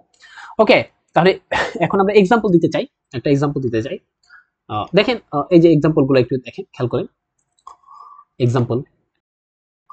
ওকে, এই যে প্রথম এক্সাম্পল দেখেন যে বলছে w=z², তখন দেখবেন এখানে অবশ্যই অবশ্যই যে ইজ ভ্যালু অফ জেড, জেটের জন্য আমরা কেবলমাত্র একটা ভ্যালু পাবো w, এবং এটা কিন্তু আমরা কিছুক্ষণ আগে দেখছিলাম যে w এর কেমনে একটা ভ্যালু পাই, এখানে আমরা দেখাতে চাচ্ছিলাম। এই দেখেন z², তখন u সমান হচ্ছে x² - y², v সমান হচ্ছে 2xy, তো এখানে একটা ভ্যালুই পাবো। কেন বুঝেন, w, তো যখনই আমি এটাকে লিখবো u প্লাস iv, ওকে, আর u সমান কত x² y², আর v সমান কত 2xy i একটা। ওকে, তাহলে এখানে দেখেন এই যে w আমরা এখন শুধুমাত্র ইনপুট দেব, ইনপুট মনে করেন 5 প্লাস 3i, তাহলে x কি, এটা হচ্ছে x, এখানে বসাবো 3 দিব এখানে, তাহলে একটা ইনপুটই পাবো। বাট কোন ক্ষেত্রে একাধিক ইনপুট পাইতে পারি সেটা একটু দেখতে চাই, কোন ক্ষেত্রে পাইতে পারি। তাছাড়া আর একটা ব্যাপার আমরা একটু মানে ইনফর্মাল ওয়েতে যদি বলি, যদি আপনি বলেন, সেটা হচ্ছে এভাবেও আমরা বুঝতে পারি যে এই যে w এর পাওয়ার কত 1, তার মানে একটা ইনপুট মানে একটা আউটপুট পাবো। এখানে w পাওয়ার কত 2, তার মানে দুইটা পাবো। দেখি তো বুঝতে পারছে কিনা ব্যাপারটা, এরকমও বলতে পারি, চাইলে এরকমও বলতে পারি। ওকে, তাহলে এই দুইটা ভ্যালু পাইলাম, এটাও একটা মাল্টি ভ্যালুড ফাংশন। ওকে, এটা একটা एग्जांपल গেল। আমরা আরেকটা নোট দিয়ে আমরা একটা বিখ্যাত ব্যাপার দেখাইতে চাইছি যে এই যে এখানে দেখতে পাচ্ছেন log z, তাই না? ওকে, তার আগে আমি একটু একটা ইন্টারেস্টিং ব্যাপার আলোচনা করে দিতে চাই, সেটা হচ্ছে log -4 এর কিন্তু ভ্যালু আছে কমপ্লেক্সের ক্ষেত্রে, এটা একটু খেয়াল রাখবেন। log নেগেটিভ সংখ্যা নিয়েও কাজ করতে পারে কমপ্লেক্স অ্যানালাইসিসে। ওকে ওকে, এটা একটু মনে রাখবেন, ঠিক আছে? কেমনে কাজ করতে পারে জানেন, আমি একটু হিন্টস দিচ্ছি। এখানে 4 ইনটু -1, এরপরে লগ, এখানে 4 ইনটু আমরা জানি যে ই টু দি পাওয়ার আই পাই এটা ইকুয়ালস টু -1, তাহলে এখানে বসাইতে পারেন ই টু দি পাওয়ার আই পাই, ঠিক আছে? ওকে, তাহলে এখানে যেই কাজটা করে থাকি পরবর্তীতে, যে আমরা যে কাজটা করে থাকি পরবর্তীতে, পরবর্তী কাজগুলো পারবেন না, পরবর্তী কাজগুলো পারা যাবে না, তো পরবর্তী কাজগুলো একটু করে নেবেন, ঠিক আছে? আচ্ছা, তাহলে কিন্তু দেখেন এখানে লগ নেগেটিভ সংখ্যা নিয়েও কাজ করতে পারে। তাহলে আমি আর এই আলোচনা যাচ্ছি না, লগের যেহেতু আপনাদের নাই বিস্তারিত, এই কারণে আমি একটু হিন্টস দিলাম, জাস্ট একটু হিন্টস দিলাম, যেতে ভাইভাতে জিজ্ঞেস করে এই কারণে বললাম। ওকে, আমরা আসলে এখানে যেতেই চাইনি, তাহলে আরো বিস্তারিত লিখতে হবে। এবার যেটা করলাম যে একটা লগ জেড দেওয়া আছে, দেখেন আমরা জেড কে, তো আমি এই কারণে আপনাকে বললাম যে এই যে জেডটা আসলে ধরেন কি হতে পারে, সেটা কিন্তু নেগেটিভ হতে পারে, এই কারণে আপনাকে আসলে বললাম ব্যাপারটা। ওকে, আমরা একটা কাজ করব, এই জেডটাকে আসলে পোলার ফর্মে নিয়ে যাব। পোলার ফর্মে নিয়ে গেলে আমরা জানি z equals to r e two the power i theta plus 2n পাই, এই আকারে লিখতে পারি। দেখি তো বুঝছি কিনা, এরকম আকারে লিখতে পারি। আমরা একদম পড়াইছিলাম কমপ্লেক্স নাম্বারে, অ্যালজেব্রাতে, চাইলে এখনো বানাই দিতে পারি যে এটা এরকম সমান x প্লাস iy, এখন যদি আপনি x সমান r cos থিটা আর y সমান r sin থিটা ধরেন, তাহলে এটা পাবেন, ঠিক আছে? আচ্ছা, ব্যাপারটা এরকম। তো আমরা সেটা বসাইলাম, তাহলে এই যে এখানে এখানে যেটা করলাম, এই যে এখানে শুধুমাত্র কি করছি, পোলার ফর্মে নিছি। ওকে, পোলার ফর্মে নেওয়ার পর এখন হচ্ছে আমরা গুণ করে দিয়েছি। গুণ করে দিলে আপনারা জানেন গুণ আছে, সরি গুণ করে দিয়েছি না, বরং গুণ আছে যেহেতু, তাহলে যোগ হবে। ওকে, যোগ করে ফেললাম। এখন যেটা, তারপর হচ্ছে আমি এরকম লিখতে পারি, অবশ্যই দেখতে পাচ্ছেন এরকম লিখতে পারি পরবর্তীতে, কারণ ই আর লগ হচ্ছে পরস্পর বিপরীত, কাটাকাটি যাবে, তাহলে এরকম ব্যাপার থাকে। ওকে, তাহলে এখান থেকে আবার এটা পাই, তাহলে দিন শেষে পাইলাম কি লগ ডাব্লিউ সমান লগ জেড, আর লগ জেড সমান পাইলাম হচ্ছে লগ আর আই, এরকম এরকম একটা ব্যাপার। এখন দেখেন এখানে যদি আমি ডাব্লিউ দেই লগ আর, এরকম একটা ব্যাপার দেই, এরকম দিতে পারি। ওকে, এখন আপনি চাইলে এই যে এটাকে এরকম আকারেও লিখতে পারেন। এখানে যেহেতু আপনি একটা কাজ করেন, এখানে আমি একটু অন্যভাবে লিখে ফেলছি, এটাকে একটু মুছে দেই, আমি আরেক সুন্দর করে লিখে দিই।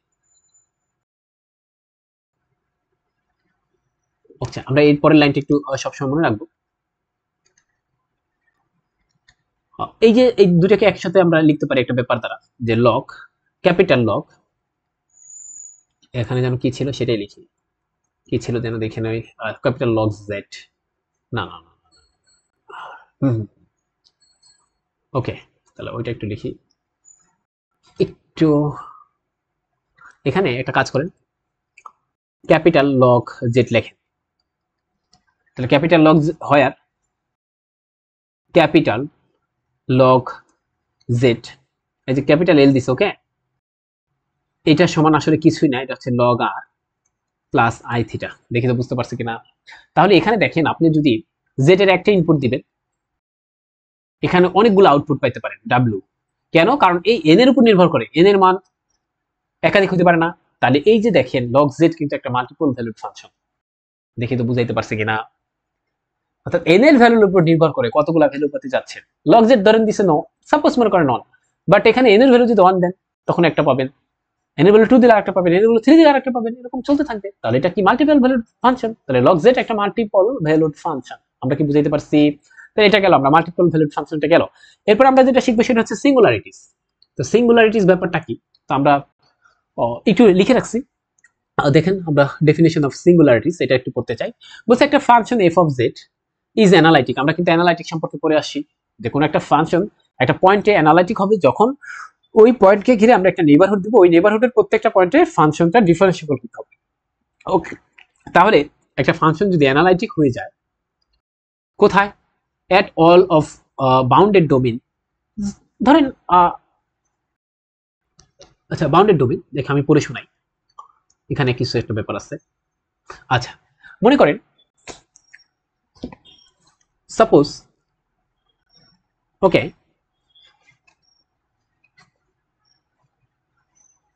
সাপোজ একটা ফাংশন আছে এফ জেড, এরকম বুঝেন। ধরেন এখানে একটা পয়েন্ট আছে, সাপোজ এটা এই ফাংশনটার ডোমেইনটা হচ্ছে এরকম মনে করেন, এই পুরাটা। আচ্ছা, এখানে একটা ফাংশন, এখানে একটা পয়েন্ট আছে, সেই পয়েন্টে এফ জেড ফাংশনটা অ্যানালাইটিক। তার মানে কি এই ফাংশনের আশেপাশে যাকে একটা ঘিরে যদি আমরা একটা নেইবারহুড কল্পনা করি, তাহলে তার আশেপাশে যত পয়েন্ট আছে সেই পয়েন্টে ফাংশনটা ডিফারেন্সিয়েবল হবে। এই যে এই পয়েন্টগুলোতে ফাংশনটা কি হবে? ডিফারেন্সিয়েবল হবে। ওকে, এটা গেল। এবার দেখেন এই আপনার, ঠিক আছে, এই পয়েন্টটা হচ্ছে সে অ্যানালাইটিক হলো, বা এই পয়েন্টের আশেপাশে সে অ্যানালাইটিক হলো, বাট এরকম একটা পয়েন্ট এখানে হতেই পারে। মনে করেন এখানে একটা হুট করে একটা পয়েন্ট চলে আসলো, তার কালার কি দেবো, তার কালারটা দেই এটা, এই পয়েন্টটা চলে আসলো যেখানে ফাংশনটা আসলে কি না, যেখানে ফাংশনটা আসলে কি না, অ্যানালাইটিক না, আসে এই যে এখানে হতেই পারে।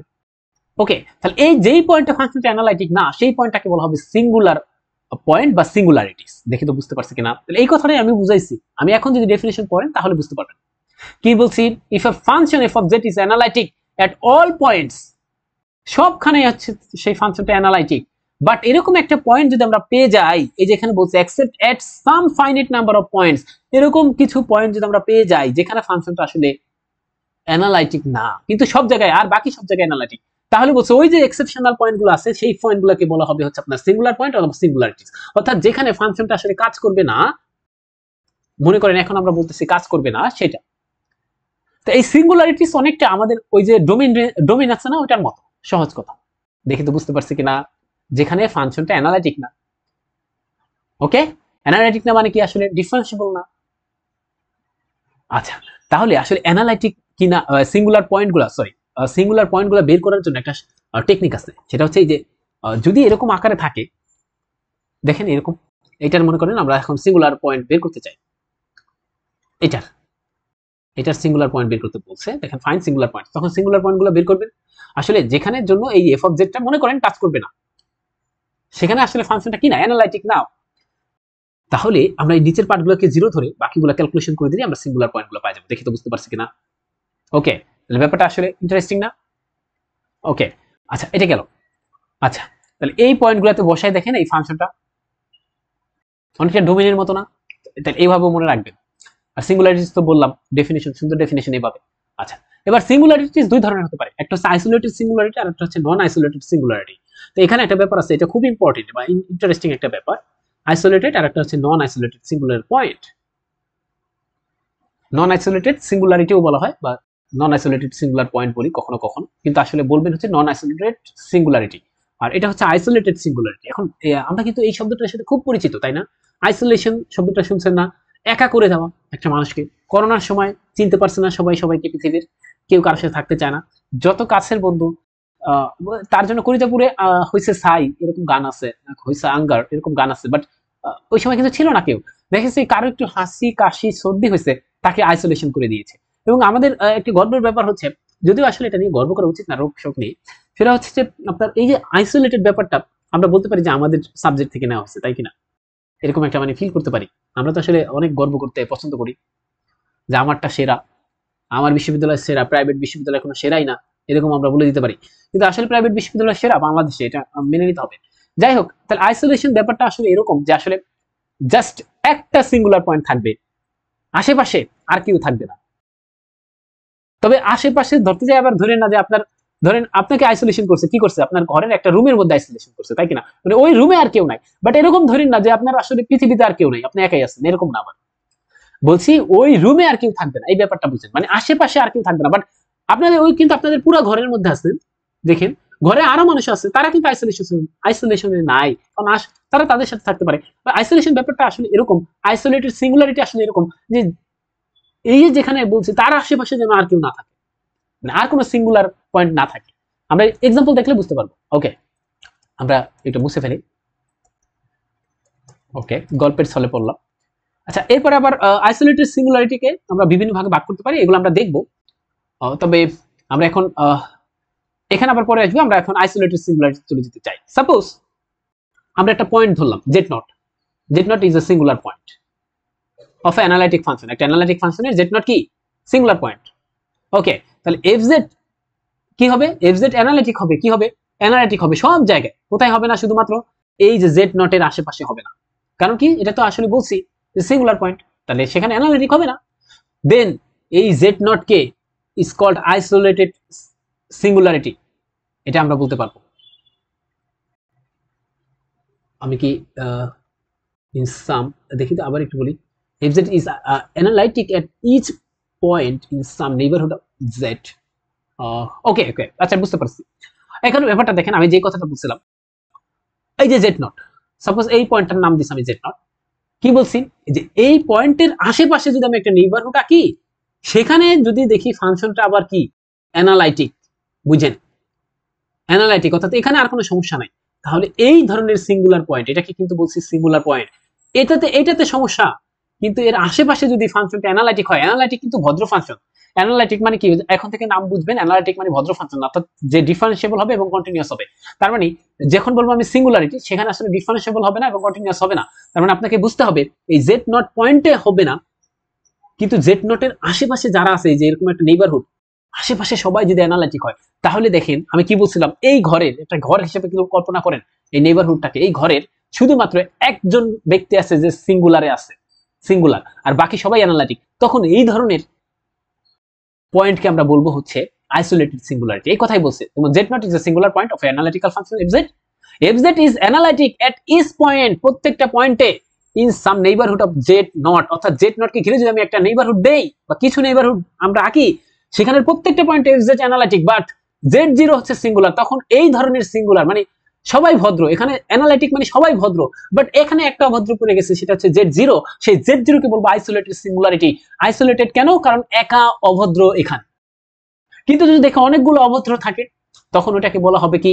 Otherwise z nought is non isolated singularity. এছাড়া যদি দেখে আশেপাশে অনেক অভদ্র আছে, সেটাকে বলবো নন আইসোলেটেড। কে বুঝে নাই? ওকে, এটা গেল আমাদের।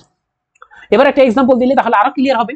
সাপোজ এটা ইজ দিস আইসোলেটেড, তাহলে আমরা আইসোলেটেড কি না, তাহলে একটা আইসোলেটেড নাকি আইসোলেটেড না, এটা কার পাওয়া যায়? একটা সিঙ্গুলার পয়েন্টের। তাহলে আমি আগে এই এক্সাম্পলের একটা সিঙ্গুলার পয়েন্ট বের করতে চাই, বা একটা বলতে যে কটা সিঙ্গুলার পয়েন্ট হবে। তাহলে সিঙ্গুলার পয়েন্ট বের করার টেকনিক কি বলছিলাম? নিচের টুকুকে জিরো ধরতে হবে, জিরো ধরলাম, জিরো ধরে বের করলাম, এখানে জেড এর মান আছে প্লাস মাইনাস আই। দেখেন প্লাস মাইনাস আই, ঠিক আছে? তাহলে এখানে এই ফাংশনটা আসলে কাজ করবে না, এরকম ব্যাপার। এখন যদি দেখেন আই কে ঘিরে একটা নেইবারহুড দিচ্ছি, মাইনাস আই কে ঘিরে একটা নেইবারহুড দিচ্ছি, আঁকতে পারছি তো? পারছি। বাট দেখেন এই আবার এরকম বড় আইকেন না, আমি বারবার বলছি কিন্তু এই কথাটা, যে আপনি চালাকি করে এই কাজটা করবেন যে ভাই আমি আসলে আই কে ঘিরে এত বড় একটা নেইবারহুড আঁকবো। তাইলে দেখেন এই যে আই এর মধ্যে তো একটা আছেই, এই বড়টা, এবার বড়টা হিসেবে কল্পনা করেন, বড়টা যে আমি এরকম বড় একটা করব, এরপর আপনার ডেফিনিশন আমি উল্টাই দিব। কি রকম উল্টাই দিবেন? যে এই যে বড় একটা ব্যাপার আছে, এখানে তো একটা আছেই, এখানে একটা সিঙ্গুলার পয়েন্ট আছে, আবার এর ভিতরে আরেকটা সিঙ্গুলার পয়েন্ট আছে, সুতরাং এটা কিন্তু আপনার আইসোলেটেড না। না, আমি বলছি যত পসিবল ছোট, আমরা যদি আমাদের যতটুকু সাধ্যের মধ্যে সম্ভব যত ছোট নেওয়া যায়, আইকে ঘিরে যত ছোট নেইবারহুড নেওয়া যায়, এটা একটু মনে রাখতে হবে। ঠিক আছে, না বুঝেন নাই? ওকে, তাই আপনি শুধুমাত্র কল্পনা করে বাড়াই দিবেন, এটা যেন না হয়। যত ছোট নেওয়া যায়, ওই ছোট নেইবারহুডের মধ্যে যদি দেখি আশেপাশে আর কোনো পয়েন্ট অভদ্র না, তাহলে এইটার ক্ষেত্রে দেখেন, এখানে এটার ক্ষেত্রে আশেপাশের পয়েন্টগুলো এইগুলা, এটা এই যে এইগুলা, এগুলো সবাই ভদ্র, শুধুমাত্র আইতে এই ফাংশনটা অভদ্র। তাহলে দেখতে পাচ্ছেন এখানে একটা ফিল ব্যাপার করছে। তাহলে এখানে এটাকে বলবো, আইকে বলবো কি আমরা, একটা আইসোলেটেড সিঙ্গুলারিটি। এই মাইনাস আইকেও কি বলবো আমরা, একটা আইসোলেটেড সিঙ্গুলারিটি। দেখি তো বুঝতে পারছি কিনা, ওকে। তাহলে এই ব্যাপার গেল। এবার দেখেন আমরা আরেকটা एग्जांपल দিছি, tan এখানে আছে পাই বাই জেড, এর সিঙ্গুলারিটি প্রথমে বের করি। তাহলে আমরা নিচের পোরশনটাকে 0 ধরবো, এই যে 0 ধরে ফেলেন, নিচের পোরশনটাকে যদি 0 ধরেন, এটা আমরা জানি tan আলফা = 0 হলে আলফা বা tan থিটা = 0 হলে আমরা সূত্র পড়েছিলাম যে থিটা = n পাই, এরকম একটা ব্যাপার পড়ছিলাম। তাহলে এটা সমান প্লাস মাইনাস n পাই হবে। দেখি তো ছোটকালের পড়া মনে আছে কিনা। এখান থেকে জেড এর ভ্যালু বের করলে এরকম আসবে। ওকে, এবার একটা কল্পনা করেন, জেড এর মান তাহলে সিঙ্গুলার পয়েন্ট কি পেলাম আমরা, plus minus 1/n, sorry, singular পয়েন্টগুলো কি পেলাম, প্লাস মাইনাস 1/n। এখন n এর মান যদি 1 হয়, এবং আপনারা সবাই নিশ্চয়ই মনে আছে এখানে এই ফর্মুলার ক্ষেত্রে, দেখি তো আমি ছোটকালের পড়াতে একটু যাই, এখানে যেহেতু জায়গা নাই, যে আমি এভাবে সাজাতে চাই, tan থিটা = 0, তখন থিটা = প্লাস মাইনাস n পাই ছিল, দেখি মনে আছে কিনা।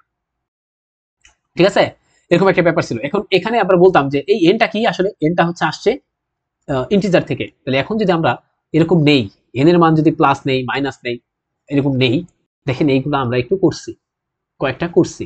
আচ্ছা, করে নিলাম, আমি একটু দেখাতে চাই। এই যে এন এর মান যদি এরকম দেই তাহলে এরকম আসবে, একবার আসবে +1। আচ্ছা, এন এর মান যদি আমরা 2 দেই তাহলে এখানে আমি ভুল করেছি, এখানে আসবে হচ্ছে হাফ।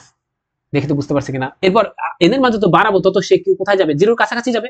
তাহলে দেখেন এখানে একটা পয়েন্ট পেলাম। এখন আমি দেখেন, আপনি কল্পনা করেন আমি এই 1 কে ঘিরে সবচেয়ে ছোট একটা নেইবারহুড দিতে চাই, এটা আমার মতো, এটা দিতে পারলাম।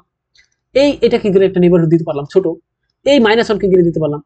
এখানে কিন্তু মাইনাস হাফ, সরি এখানে মাইনাস হাফ। ওকে, এই মাইনাস হাফ কে ঘিরে আমি একটা দিয়ে দিলাম। এরপর এন এর মান যত বাড়াতে থাকবে তখন কিন্তু এখানটা হিবিজিবি হয়ে যাবে, অর্থাৎ সবাই জিরোর কাছাকাছি আসতে থাকবে। এন এর মান 1000 কোটি দেন, এন এর মান 2000 কোটি দেন, তখন জিরোর কাছাকাছি থাকবে। তখন আপনি যতই ছোট একটা আপনার নেইবারহুড কল্পনা করেন না কেন, আশেপাশে আরো অভদ্র চলে আসবে। কেন অভদ্র মানে কি, অভদ্র মানে আসলে সিঙ্গুলার পয়েন্ট।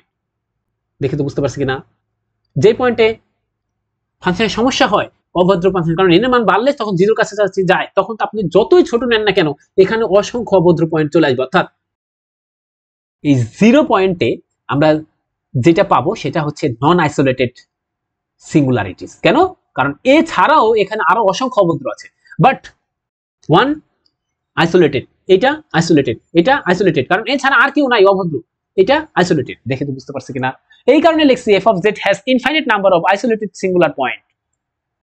আইসোলেটেড অনেকগুলা পাইতে পারি, কিন্তু যখন n tends to infinity, z তখন 0 দিকে যাচ্ছে, তার মানে z0 is non isolated singular point, কারণ এখানে অসংখ্য বেয়াদবরা এসে ভিড় করবে। কোন প্রশ্ন? এবার আমরা টপিক 5 শুরু করতে চাই, ক্লোজড কন্ট্রোল ইন্টিগ্রাল। এতক্ষণ পর্যন্ত আমরা এর আগের টপিকস মানে টপিক 4, সেখানে আমরা যেটা পড়ছিলাম আপনাদের সবার নিশ্চয়ই মনে আছে, সেখানে পড়ছিলাম আসলে কন্ট্রোল, শুধু কন্ট্রোল, নট ক্লোজড। এখন আমি তাহলে স্বাভাবিকভাবে প্রশ্ন আসতে পারে আগে যা পড়লাম সেটা কি, ওটাকে বলা হয় আসলে ওপেন পাথ। কি বলা হয়? ওপেন পাথ বলা হয়। এই যে এইগুলাকে ওপেন পাথ বলা হয়। এই যে এইগুলাকে, কেমন কই গেল, আচ্ছা এইগুলা হচ্ছে ওপেন পাথ। কেন ওপেন পাথ আমি বুঝাচ্ছি। ওকে, এবার একটা ব্যাপার দেখেন, ক্লোজড কন্ট্রোল নিয়ে আমরা কাজ করব, তাহলে ব্যাপারটা বুঝতে পারছেন যে আমাদের জন্য সহজ। আমরা কিছু একটা জিনিস মিস করে গেছি, এখানে একটু আসতে হবে, বলতে হবে এই জিনিসটা মিস করে গেছে, আমরা বলছিলাম এখানে আসবো। তো এই আইসোলেটেড সিঙ্গুলার মধ্যে আবার 3 ধরনের আছে, রিমুভেবল, পোল, আর হচ্ছে ইসেনশিয়াল। তাহলে এটাকে আসলে এভাবে করতে হবে, removable isolated singularity, pole isolated singularity, essential isolated singularity. Okay, তো এই যে এখানে আমরা এই যে এখন কোনটা কি এটা নির্ণয় করতে হলে অবশ্যই লরেন্স সিরিজের প্রিন্সিপাল পার্টের উপর নির্ভর করবে কাকে কি বলবো।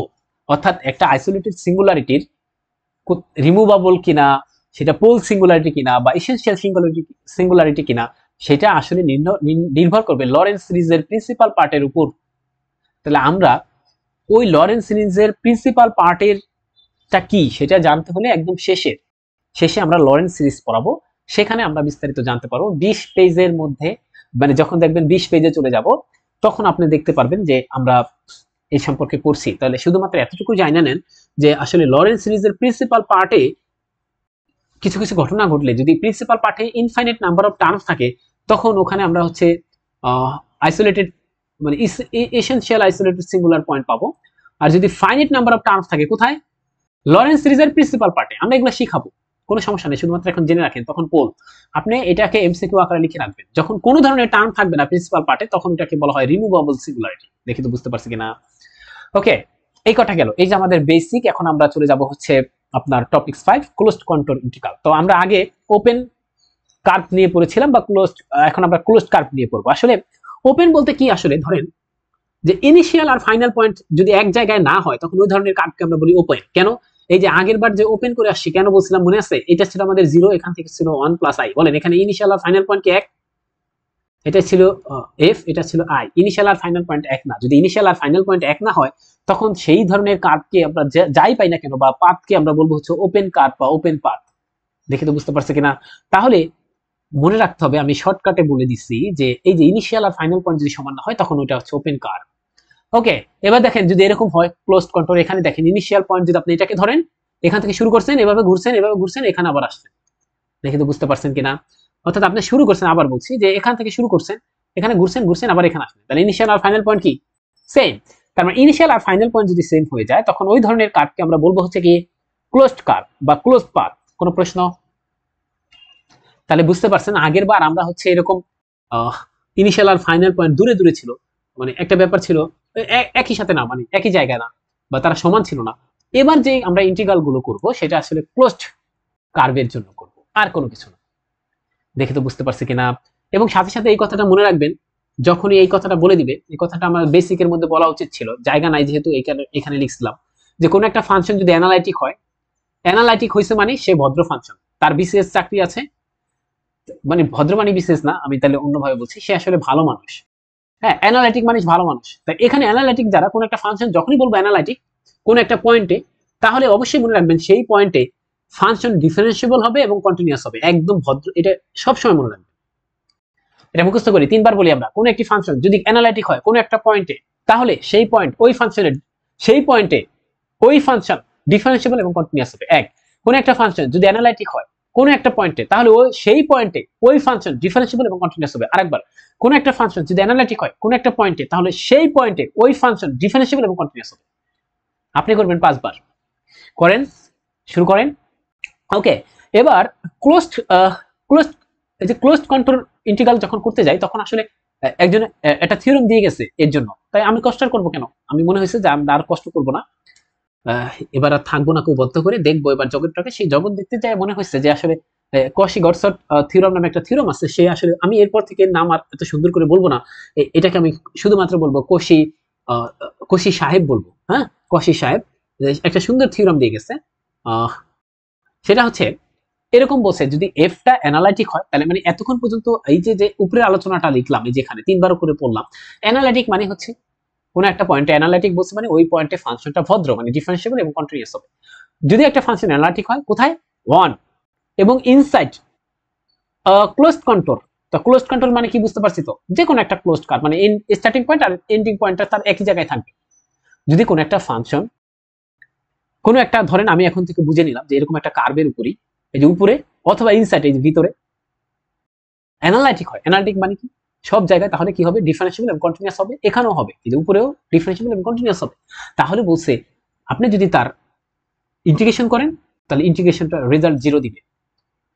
এখন আপনি এর আগের বার মনে আছে, এটা ঠিক আছে যে আপনি সি দিয়েছিলেন, ওটা দ্বারা আসলে কন্ট্রোল বোঝায়, কিন্তু এখানে আবার কি দিলেন, এটা এই যে একটু গোল একটা দিলেন, এটা কি বুঝাইলো? আসলে এটাকে আমরা বুঝাইছি যে ক্লোজড কন্ট্রোল, এই কারণে এখানে একটা বৃত্তর মতো দিয়ে দিচ্ছি। দেখি তো বুঝতে পারছি কিনা? তাহলে ক্লোজড কন্ট্রোল বোঝানোর জন্য আমরা এই কাজটা করেছি, আর কোনো কিছু না। কোনো প্রশ্ন? ঠিক আছে, আচ্ছা, আপনার তাহলে কি প্রশ্ন ছিল? কন্ট্রোল বরাবর ছিল, এই কারণে সি দিয়েছেন, ঠিক আছে, বা আমরা আগে সি অন দিয়েছিলাম, কিন্তু এবার কেন এরকম একটা দিলেন? কারণ এটা হচ্ছে আমরা ক্লোজড কন্ট্রোল করছি, আর কিছু না। এই কারণে একটু জাস্ট বোঝানোর জন্য যে আমরা আসলে ম্যাথমেটিক্সটাকে অন্যভাবে বুঝি। আর সাথে সাথে আমি একটা জিনিস বলে দিচ্ছি যে আপনি এই কথাটা মনে রাখবেন, আসলে এটার রেজাল্ট তখনই শূন্য হয় যদি এই যে এফ ফাংশনটা, সেটাকে আমরা যদি এভাবে লিখি যে F is a function of Z, তার আউটপুট যদি ডাব্লিউটা যদি আপনার সিঙ্গেল ভ্যালুড ফাংশন হয়, তখন আসলে জিরো লেখাটা বেশি ভ্যালিড। আপনি এটা এমনিতে মনে রাখেন, এটা আমি আপনার মনে করার জন্য বলছি, যদি সিঙ্গেল ভ্যালুড হয় তখন জিরো লিখবেন। ওকে ওকে ওকে, তাহলে আমরা একটা এক্সাম্পল দেখতে চাই। সাপোজ এরকম একটা ব্যাপার আছে, জেড স্কোয়ার, ঠিক আছে। এখন দেখেন, এর কন্ট্রোলটা দিয়ে দিচ্ছে, আপনাকে কন্ট্রোল দিয়ে দিবে, কোনো সমস্যা নাই। এর কন্ট্রোলটা হচ্ছে এটা, সিটা দিয়ে দিচ্ছে এরকম। তাই জেড ইকুয়ালস, এই যে modulus of Z equals to 2, এটা কিসের ইকুয়েশন আমরা জানি না, এটা বৃত্তের ইকুয়েশন। কিভাবে? x plus i y equals to 2। তাহলে এর mod x plus i y মানে কি? x স্কোয়ার ওয়াই স্কোয়ার, এটা ইকুয়ালস টু 2। তাহলে এখান থেকে পাবো x square y square equals to হচ্ছে 2 স্কোয়ার। দেখে তো বুঝতে পারছি কিনা? তাহলে এটা একটা বৃত্ত পাবো যার রেডিয়াস 2, মূল বিন্দু কোথায়? 0 0 তে, হচ্ছে তার কেন্দ্র হবে মূল বিন্দুতে, তাই কি না? ওকে, তাহলে তার কন্ট্রোলটা দিয়ে দিছে আমাকে, আমি কি বুঝাইতে পারছি? তাহলে কখনো কখনো শুধুমাত্র আপনাকে এটা দিয়ে দিবে, কখনো কখনো আবার আইকাও দিতে পারে, যে কন্ট্রোলটা এটা আপনাকে যদি দিয়ে দেয়, শুধুমাত্র এটা দিয়ে দেয়, আইকা না দিয়ে দেয়, তখন যে এরকম আপনি আমার মতো আইকা নিবে। ওকে, এখন এটা দেখেন, এখন আগে আমাকে চেক করতে হবে, এই যে কশি সাহেব থিওরেমটা দিচ্ছে যে কোন একটা ফাংশন, ওই যে তার কন্ট্রোলের মধ্যে, দেখেন এখানে কিন্তু বলছে কন্ট্রোল সি, ওই কন্ট্রোলের ওই কন্ট্রোলের উপরে এবং ইনসাইড ভিতরে, ওই ক্লোজড কন্ট্রোলের উপরে এবং ভিতরে ফাংশন, যে ফাংশনটা দেওয়া আছে সেটা অ্যানালাইটিক কিনা, এটা যদি আমরা প্রমাণ করে ফেলতে পারি অ্যানালাইটিক, তাহলে আর কষ্ট করা লাগবে না, সরাসরি লিখে দিব রেজাল্ট শূন্য। এই যে এখন যদি আমরা দেখাইতে পারি জেড স্কোয়ার হচ্ছে অ্যানালাইটিক, কোথায়? এই 0 থেকে 2 এর মধ্যে সব জায়গায় অ্যানালাইটিক। তাই এটা অ্যানালাইটিক কিনা আমরা কি বলছিলাম, CR7 দিয়ে আমরা প্রকাশ করে ফেলবো, বা CR7 দিয়ে আমরা দেখতে পারি কোন একটা ফাংশন আসলে অ্যানালাইটিক কিনা। তাহলে আমি সেখানে CR7 অ্যাপ্লাই করেছি, অ্যাপ্লাই করে আমরা দেখলাম যে নিয়ে CR7 কে স্যাটিসফাই করছে, সুতরাং ওই ফাংশনটা কি হবে? কি হবে? অ্যানালাইটিক হবে, মানে ডিফারেন্সিয়েবল এবং কন্টিনিউয়াস হবে। ব্যাপারটা কি বুঝতে পারছেন? সুতরাং আমি সরাসরি এখান থেকে বলে দিব যে এটা রেজাল্ট শূন্য। দেখে তো বুঝতে পারছে কিনা? তাহলে কশি রায়মান ইকুয়েশনের অ্যাপ্লিকেশন গুলো কি বুঝতে পারছেন? ওকে ওকে, তাহলে এখানে আসলে ঘটনাটা কি ঘটে? এখানে আসলে ঘটনাটা কি ঘটে? যে ঘটনাটা এরকম ঘটে, এটা একটু ফিল করেন। এই যে এই পাশে আসেন, এরপর এখন ফিল করেন আসলে কেন জিরো হইল। আচ্ছা, সিঙ্গেল ভ্যালুড হলে ক্যান্সেল আউট হয়ে শূন্য হয়ে যায়, এই কথা মনে করলেন না, আপনি বুঝেন নাই। এটা কেমনে লিখছি এটা পরে লিখবো, পরে এই কথাটা পরে পড়বেন, এখন না। ধরেন আমাকে এই জেড স্কোয়ারকেই আসলে ক্যালকুলেশন করতে দিছে 2 থেকে 2 এর মধ্যে। কেন 2 থেকে 2 কেন? কারণ হচ্ছে এই যে বলছিলাম এখানে ইনিশিয়াল পয়েন্ট যা, ফাইনাল পয়েন্ট তা, এই যে এই লিমিট আর এই লিমিট তাহলে সমান হবে। আচ্ছা, ব্যাপারটা আসলে কি ঘটে, আমি কিন্তু বলছিলাম যে যদি আমাদের কন্টিনিউয়াস হয়, এটা কন্টিনিউয়াস হয়, তখন হচ্ছে আমরা সরাসরি কি করতে পারি, সরাসরি ইন্টিগ্রেশনটা করতে পারি। সবার মনে থাকার কথা, দেখি তারপর আবার দেখাই নিয়ে আসি, না হলে আবার ভুলে যাবে। আমরা কিন্তু ভুলে যাওয়ালে চলবে না, এই কোর্সটা একদিনে আমরা শেষ করতেছি। আমি সকালে একটা ভিডিও করছি, এখন আমি এইমাত্র একটা ভিডিও করতেছি, তার মানে একদিনে শেষ করার একটা প্ল্যান নিয়েছি। এই যে এখানে বলছিলাম, এখানে একটা ব্যাপার বলতে যাই, বলছিলাম যে শর্টকাট, যে আমরা কি কখনো শর্টকাট ব্যাপারটা করতে পারি? এই যে শর্টকাট বলছিলাম, হ্যাঁ কন্টিনিউয়াস হলে আমরা এরকম শর্টকাট করে দিতে পারি। দেখেন তো বুঝছেন কিনা? তাহলে আমি সেই কাজটা করলাম, এখন আমি শর্টকাট ইউজ করলাম, এবং দেখেন এখানে যে ব্যাপারটা ঘটে, যেহেতু এই যে আপার লিমিট লোয়ার লিমিট সেম, তার মানে এখানে হচ্ছে আপনার সেম রেজাল্ট আসে, এরপর ক্যান্সেল আউট হয়ে যায়। এখন জেড স্কোয়ার যেহেতু একটা সিঙ্গেল ভ্যালুড ফাংশন, এই কারণে হচ্ছে ক্যান্সেল আউট হয়ে গেছে। ব্যাপারটা দেখেন, এই কথাই লিখছি, সিঙ্গেল ভ্যালুড হলে ক্যান্সেল আউট হয়ে যায়, শূন্য হয়ে যায়। ক্যান্সেল আউট মানে হচ্ছে এই যে এখানে একটু দেখেন, এইটা আর এটা হচ্ছে ক্যান্সেল আউট হয়ে যায়, শূন্য হয়ে যায়। এই ব্যাপারটা আমি বলতে চাচ্ছি। কোনো প্রশ্ন নাই তো? ওকে, এখন আমরা দ্বিতীয় আরেকটা এক্সাম্পল নিতে চাই। ধরেন আমাকে একটা প্রশ্ন দিচ্ছে যে এরকম 1/z। আচ্ছা, আমরা যদি 1/z কে ইন্টিগ্রেশন করি, সরাসরি log z পাই। এখন আমরা কিন্তু আগেই পড়ে আসছি log z কি একটা মাল্টিপল ভ্যালুড ফাংশন, তাই না? ঠিক আছে, এই কথাগুলো আমি এখন লিখে দিছি, এখানে বাংলায় লিখছি কেন? কারণ এটা একটা কঠিন কনসেপ্ট, কঠিন কনসেপ্ট। এই কারণে যে log z একটা ওয়ান টু মেনি ফাংশন, এটা দ্বারা বুঝাচ্ছি মাল্টিপল ভ্যালুড ফাংশন, একটা দিবেন মেনি ভ্যালু পাবেন। এই কথা বলছি যে এরকম একটা ব্যাপার পাইছিলাম, মনে আছে log z এর সময়? ওকে, এখন n এর মান আমি যা ইচ্ছে তা বসাবো, এরকম পাবো। এরপর লিখছি log এর ভিতরে যদি আমি একটি মাত্র ইনপুট দেই, আউটপুট হিসাবে ইনফাইনাইটলি মেনি কমপ্লেক্স নাম্বার পেতে পারি। আমি জানি আপনারা ভুলে যাবেন বললে, এই কারণে লিখে দিচ্ছি। এই যে যেমন আগের এক্সাম্পলে, এই যে এইটা আগের এক্সাম্পল দেখেন, এখানে আগের এক্সাম্পল কত ছিল আমাদের, এখানে ছিল হচ্ছে সরি, ওকে আগের এক্সাম্পলে দেখেন এখানে ছিল 2 2 2, আমরা সেটাকে কি করে ফেলছিলাম 5 দিয়েছিলাম। ওকে তাহলে এখান থেকে 2 2 2 ছিল, সেম ভ্যালু আসছিল তাই ক্যান্সেল আউট করে দিয়েছি, এখানে একটাই ভ্যালু পাবেন জেটের, তাই না? কিন্তু এখানে যেহেতু যেই সমস্যাটা যে লগ জেড মেনি ভ্যালু দিবে, কয়টা দিবে, অনেকগুলা দিবে, তাই আমি বলতে পারবো না যে ধরেন সাপোজ আমি জেড এর মান 1 এর জন্য কতগুলা ভ্যালু পাইতে যাচ্ছি, এটা হচ্ছে এন এর উপর নির্ভর করবে। তার মানে আপনি কিন্তু ক্যান্সেল আউট করতে পারবেন না চাইলেই, কারণ ইনফাইনাইটলি মেনি ভ্যালু পাচ্ছেন এখানে, একটার যে জেড এর জন্য অসংখ্য ভ্যালু পাচ্ছে। তখন সমস্যাটা কি, যে তখন আমি কিভাবে কাজ করব, তখন কিভাবে ডিল করব, এটা হচ্ছে একটা সমস্যা। তাহলে এটার জন্য আমাকে একটু কাজ করতে হবে। তাহলে আমি কি বুঝাইতে পারছি, কখনো যদি এরকম মাল্টিপল ভ্যালুটা আসে তখন কি করতে হবে, অর্থাৎ এরকম ব্যাপারটা আসলে কি হয়েছে আপনি কিভাবে বুঝবেন যে কোনটা দিয়ে কাজ করতে পারবো। এখানে আসলে একটা সিঙ্গুলার পয়েন্ট হয়েছে, দেখেন তো বুঝছেন কিনা, সিঙ্গুলার পয়েন্ট হয়েছে। সিঙ্গুলার পয়েন্ট কে, এখানে সিঙ্গুলার পয়েন্ট হচ্ছে জিরো, দেখে তো বুঝতে পারছি কিনা। তাহলে Z zero, z nought equal to zero, এটা হচ্ছে আমার সিঙ্গুলার পয়েন্ট। যদি কখনো সিঙ্গুলার পয়েন্ট থাকে তখন আমরা একটু আলাদাভাবে কাজ করব। কিভাবে কাজ করব, এইটার মতো কাজ করব না, এটার মতো কাজ করব না, তখন অন্য একটা ব্যাপার দিয়ে কাজ করব। ওকে এই যে তখন আমরা শিখবো, ঠিক আছে, তখন আমরা কিভাবে কাজ করবো সেটা আমরা শিখবো। আচ্ছা আগে একটু এটা দেখি, তাহলে সিঙ্গুলার পয়েন্ট যদি কোনো একটা ফাংশনের মধ্যে থাইকা যায় তখন কিভাবে অঙ্কটা করতে হবে, সরাসরি এটা দিয়ে করব না। যেমন দেখেন তখন কিভাবে কাজ করব ব্যাপারটা শুনেন। এই অঙ্কের ক্ষেত্রেই 1/z dz আমাকে বলে দিছে, একটু ব্যাপার ফিল করেন, এই যে একই কন্ট্রোল দিয়ে দিছে। এখন আমরা কিন্তু জানি এই যে লগ জেড এর ক্ষেত্রে আমরা যেই কাজটা করব, জেড কে আমরা হচ্ছে পোলার ফর্মে নিয়ে যাব, কারণ এই যে পোলার ফর্মে নিলাম, ঠিক আছে। আমরা জানি নিলে হচ্ছে r e to the power i theta, r এর মান কত 2, আর এর মান 2 হবে না, দেখে তো বুঝতে পারছে কিনা। ওকে আর এর মান 2 হবে না, এগুলো আমরা পারি না। আর কেমনে বের করে, আমরা না পড়ছি এখান থেকে এটাকে লেখা যায় x square y square equal to হচ্ছে 2 স্কোয়ার, এরকম পড়ছি না,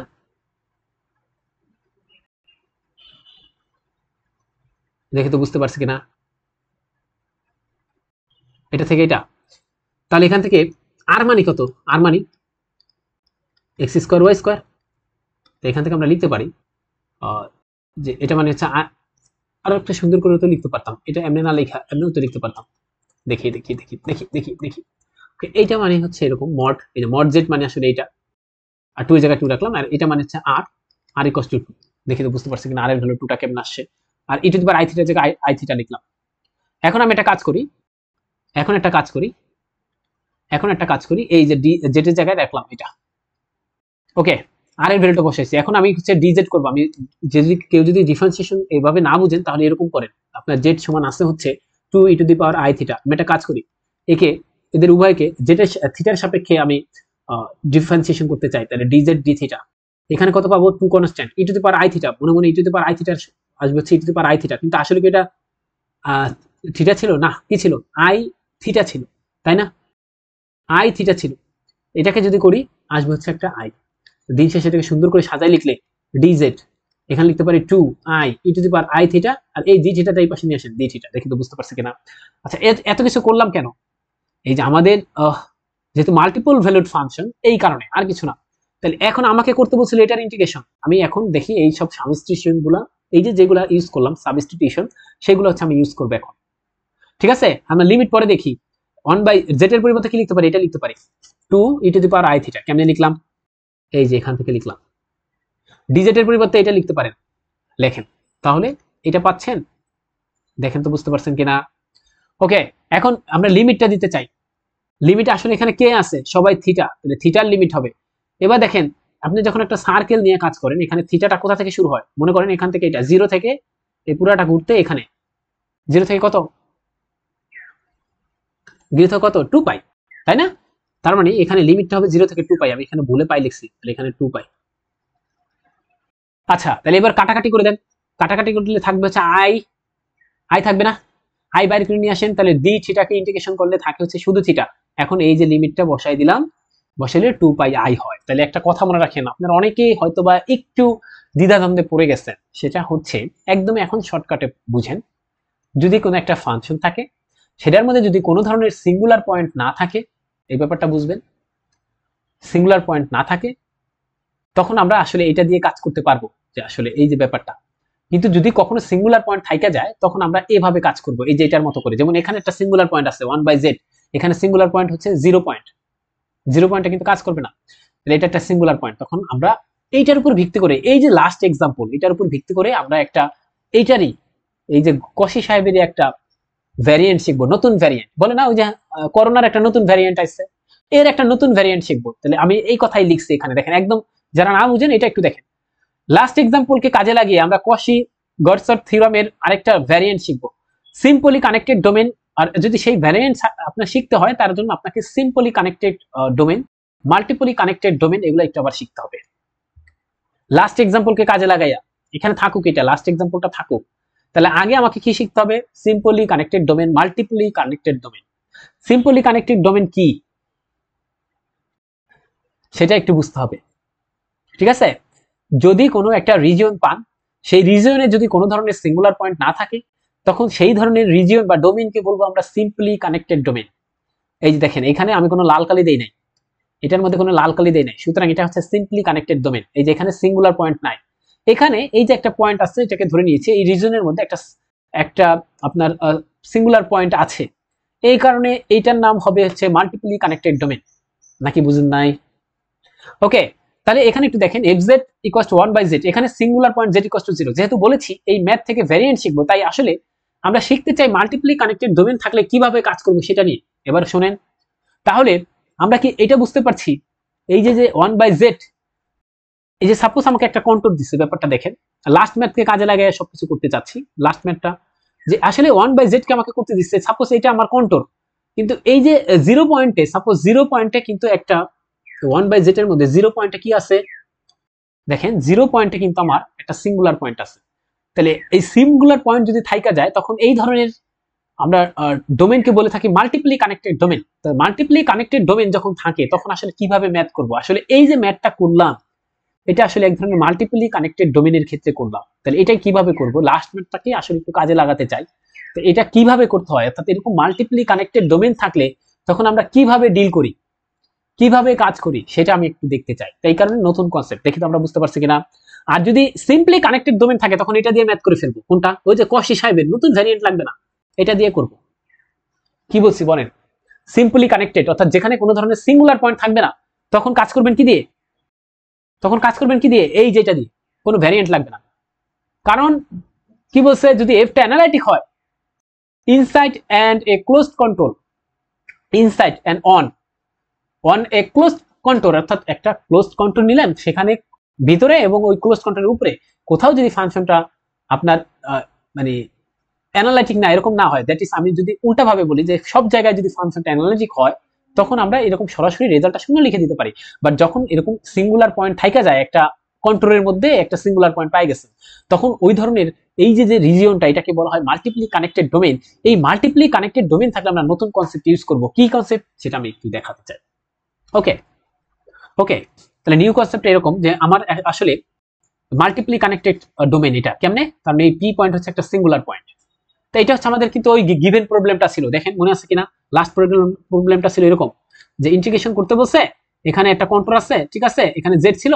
তো এই কন্ট্রোলে আমরা দেখতে পাচ্ছি এই যে জেটে কিন্তু সে সিঙ্গুলার পয়েন্ট, তাহলে জেড ইকুয়ালস টু 0-তে সে একটা সিঙ্গুলার পয়েন্ট ক্রিয়েট করছে। তার মানে আমাদের আসলে প্রবলেমটা এরকম, একটা কন্ট্রোল দেওয়া আছে সি, এবং তার ভিতরে একটা আমাদের এরকম একটা ব্যাপার আছে যে সিঙ্গুলার পয়েন্ট পাই গেছি। তাহলে এই ধরনের ডোমেনকে আমরা বলবো মাল্টিপলি কানেক্টেড ডোমেন। এখন এই মাল্টিপলি কানেক্টেড ডোমেন থাকলে আমরা যে কাজটা করি সেটা একটু দেখেন, নিউ কনসেপ্ট। তাহলে এটা কিন্তু আমাদের প্রবলেম, এই প্রবলেমটাকে আমরা এখন একটু কি করতে চাই, স্লাইস করতে চাই, কাজ করতে চাই এটা নিয়ে। ওকে, এখন একটু দেখেন, আমি যে কাজটা করছি, আমি একটু চালাকি করছি, কারণ আমি তো ক্যালকুলাসের মানুষ, আমরা ম্যাথের তো ক্যালকুলাসের মানুষ। সেই চালাকটা হচ্ছে যে আমি আসলে এই যে পিটাকে এরকম ভাবে, এই যে এই যে এরিয়াটা ছিল, সেটাকে এরকম ভাবে করতে চাচ্ছি আমি, মানে আপনাকে ফিল দেওয়ার জন্য। ব্যাপারটা দেখেন, আমাদের প্রবলেম কিন্তু আসলে এইটা, আপনাকে এটা নিয়ে ডিল করতে হবে। তবে আমি মনে করেন ফার্স্ট ফেজ একটা দশা আমরা পড়ছি না, অ্যানাফেজ মেটাফেজ, কোথায় পড়েছিলাম? ওই যে প্রথম দশা, দ্বিতীয় দশা, আসলে আমি একটা কাজ করি, মনে করেন এই পিটাকে এরকম ভাবে বাইরে রেখে দিছি, তাইলে কিন্তু এই যে এখন যে ডোমেইনটা, এটার মধ্যে কিন্তু কোনো ধরনের সিঙ্গুলার পয়েন্ট নাই। কেউ কি আমার কথা এটা বিশ্বাস করেন? কারণ কি বলছিলাম, ডোমেইনের মধ্যে যদি কোনো ধরনের সিঙ্গুলার পয়েন্ট না থাকে তাহলে এটা সিম্পলি কানেক্টেড, তাহলে এটা কিন্তু সিম্পলি কানেক্টেড হয়ে গেছে। এরপর দেখেন, তার মানে আমি চেষ্টা করব, আমরা কিন্তু একটা জিনিস দেখেন, আমরা চেষ্টা করব সবসময় যে সিম্পলি কানেক্টেড, এই যে মাল্টিপ্লি কানেক্টেড ডোমেইনকে আসলে আমরা একটু যে কোনো মূল্যে সিম্পলি কানেক্টেড ডোমেইন বানাই ফেলবো, তাইলে আমাদের জন্য ভালো না? কারণ আমরা তো জানি এটার ফর্মুলা কি হবে। তাহলে ব্যাপারটা দেখেন, এখানে যে ঘটনাটা ঘটাচ্ছে, এটা ফার্স্টে আমি এরকম একটা কাজ করছি, এরপর বুদ্ধিদীপ্তি করে সেকেন্ড ফেজে নিয়ে আসছি। কি করছি, এই যে পিটাকে আমি কি করছি, আরো আরো এরকম সুন্দর করে দিছি পিটা। এটার পর কি করছি, এটার পর এটাকে আরো এরকম করছি, শুনেন। এরপরে আমি কি করছি, সেটাকে আরো এই যে দুইটা ন্যারোকে আরো ন্যারো করে দিছি। আমি কিন্তু দিন শেষে এই পয়েন্টটাকে বাদ দিছি, আপনারা কি বুঝতে পারতেছেন? এই যে এই চিত্র থেকে এই যে পি পি সিঙ্গুলার নামক পয়েন্টটা কিন্তু বাদ হয়েছে। আপনারা কি বুঝতে পারছেন ব্যাপারটা? এই পি কে বাদ দিয়ে আমি সবাইকে নিয়েছি। দিন শেষে এরকম এরকম ঘুরে ঘুরে এই যে পি কে বাদ দিয়ে জাস্ট এই যে একটু ন্যারো মাইন্ড, একটু এডুকে বাদ দিয়েছি। এখন যদি এটাকে আরো আমি টেন্স টু জিরো নিয়ে যাই, একদম টেন্স টু জিরো মানে কি, আমরা কিন্তু ক্যালকুলাসের কনসেপ্ট লাগবে। টেন্স টু জিরো মানে একদম একটা সুতার না একটা অংশ বাদ দেবো, এই যে এরকম এই সুতাটা যেটা আঁকলাম, তো আমি যদি একদম এরকম করে দেই, তাতে করে কি হয়, এই পি পয়েন্টটা বাদ পড়ে যাচ্ছে। আপনি কি ফিল করছেন? এই চিত্র থেকে ফিল করছেন যে আস্তে আস্তে আমি কি করতেছি? আবার দেখেন, আমার এইটার মধ্যে একটা পি পয়েন্ট ছিল সিঙ্গুলার, আমি এটাকে বাদ দিতে চাচ্ছি। তা বাদ দেওয়ার টেকনিকটা হচ্ছে কি, পি কে এরকম ভাবে এই যে এরকম ভাবে এই যে এরকম করে সবটুকু নিলাম, বাট ওই যে পিটাকে বাদ দিছি। কেউ যদি চায় যে আরো ছোট আরো ছোট করবে আরো ছোট করবে, করতে করতে করতে করতে বাদ দিবে, পি পয়েন্টটাকে বাদ দিতে সে কি করবে, টেন্স টু জিরো নিবে এই স্টেপ সাইজ গুলাকে। ওকে, তাহলে ব্যাপারটা কি পাই আমরা দিন শেষে, এরকম পাই যায় না? দেখি তো এরকম বুঝতে পারছেন কিনা, এটা পাই কিনা। এখানে কিন্তু আমরা আসলে পি কে বাদ দিছি, কিন্তু বোঝা যাচ্ছে কিনা, কারণ আমি বলছিলাম এই যে লাইনটা, এই লাইনটা হচ্ছে টেন্স টু জিরো, অনেক সূক্ষ্ম করে বাদ দিছি, কিন্তু এখানে বোঝা যাচ্ছে না যে পি কে বাদ দিছি। এই যে এটা দেখলে একটু বেশি বুঝতে পারবেন, এই যে পি কে বাদ দিছি। কিন্তু যদি আমি আরো আরো আরো আরো আরো এই যে দুইটা ব্যাপার আছে, এই যে উপরেরটা এটা, এদেরকে যদি আমি আরো সুন্দর করে আরো চিকন করে বাদ দেই, তাহলে কিন্তু আমাদের এই গিভেন প্রবলেমটার মতো হয়ে যাবে।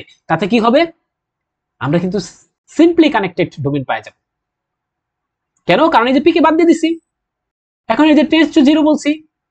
তা এইটা হচ্ছে আমাদের লাস্ট ফেজ, এবং এটাই কিন্তু আমাদের এটাকে প্রকাশ করছে ব্যাপারটা।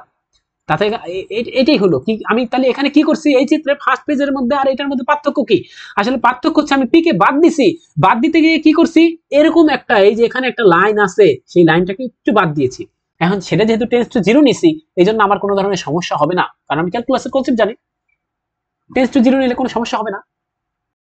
তাতে করে কি হলো, আমার সাপও মরলো লাঠিও ভাঙলো না। আচ্ছা, এবার এবার যে কাজটা আমি করছি, তাহলে চতুর্থ ফেজটাকে আবার নিয়ে আসি। এখন আসল ব্যাপারটা আবার আবার একটু বড় করে রাখি, তাহলে বুঝতে পারবেন। এই যে আমার পি পয়েন্ট ছিল, আমরা কি করছি, এই পি কে একদম ইসে থেকে বের করেছি, আউট, তুমি আউট হয়ে যাও। ঠিক আছে, আমরা একটু চালাকি করে আউট করে ফেলছি। কিভাবে আউট করছি ব্যাপারটা দেখেন। এই যে পিটা পয়েন্টটা ছিল, আমরা এ এ এ এই যে পি কে বাইর করে দাও, পি কে বের করে দাও, পি কে বের করে দিচ্ছি। দেখেন পি কিন্তু বাইরে আছে, বাট আমরা এই পুরো ব্যাপারটা নিয়ে কাজ করে ফেলছিলাম। এখন এই যে দেখেন, আপনাকে আমি যেটা ফিল করাতে চাচ্ছিলাম, যে এইটাকে যদি আমি আরো আরো চাপাই নিই, আরো সূক্ষ্ম নিই, আরো সূক্ষ্ম নিই, তাইলে আমাদের জন্য কিন্তু ভালো। যত টেস্ট টু জিরো নিতে পারবো, আর টেস্ট টু জিরো নিয়ে গেলে তখন আসলে দেখা যাবে এখানে কিন্তু ফাঁকা আছে, এটার মধ্যে ফাঁকা আছে, কিন্তু ফাঁকা দেখা যাচ্ছে না। টেস্ট টু জিরো আপনি যত ক্ষুদ্র ভাবতেছেন তারও ক্ষুদ্র।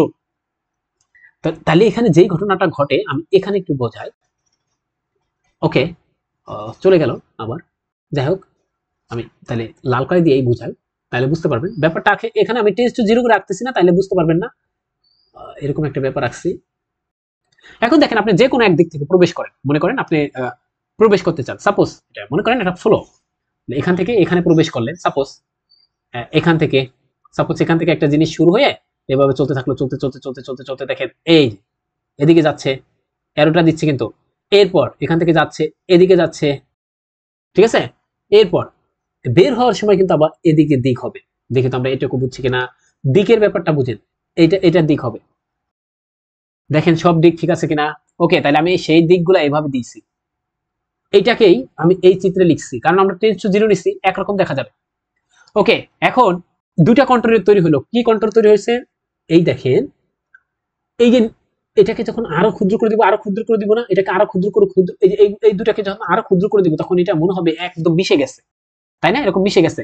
তখন যেটা পাবো, এই যে এটা থেকে তখন যেটা পাবো, এই পি পয়েন্ট এরকম একটা ব্যাপার পাবো, এরকম একটা ব্যাপার পাবো। এদের মধ্যে যে কানেকশন করছিল সে এত চিকন, তাদের মধ্যে আমরা ওটা বাদ দিতে পারি।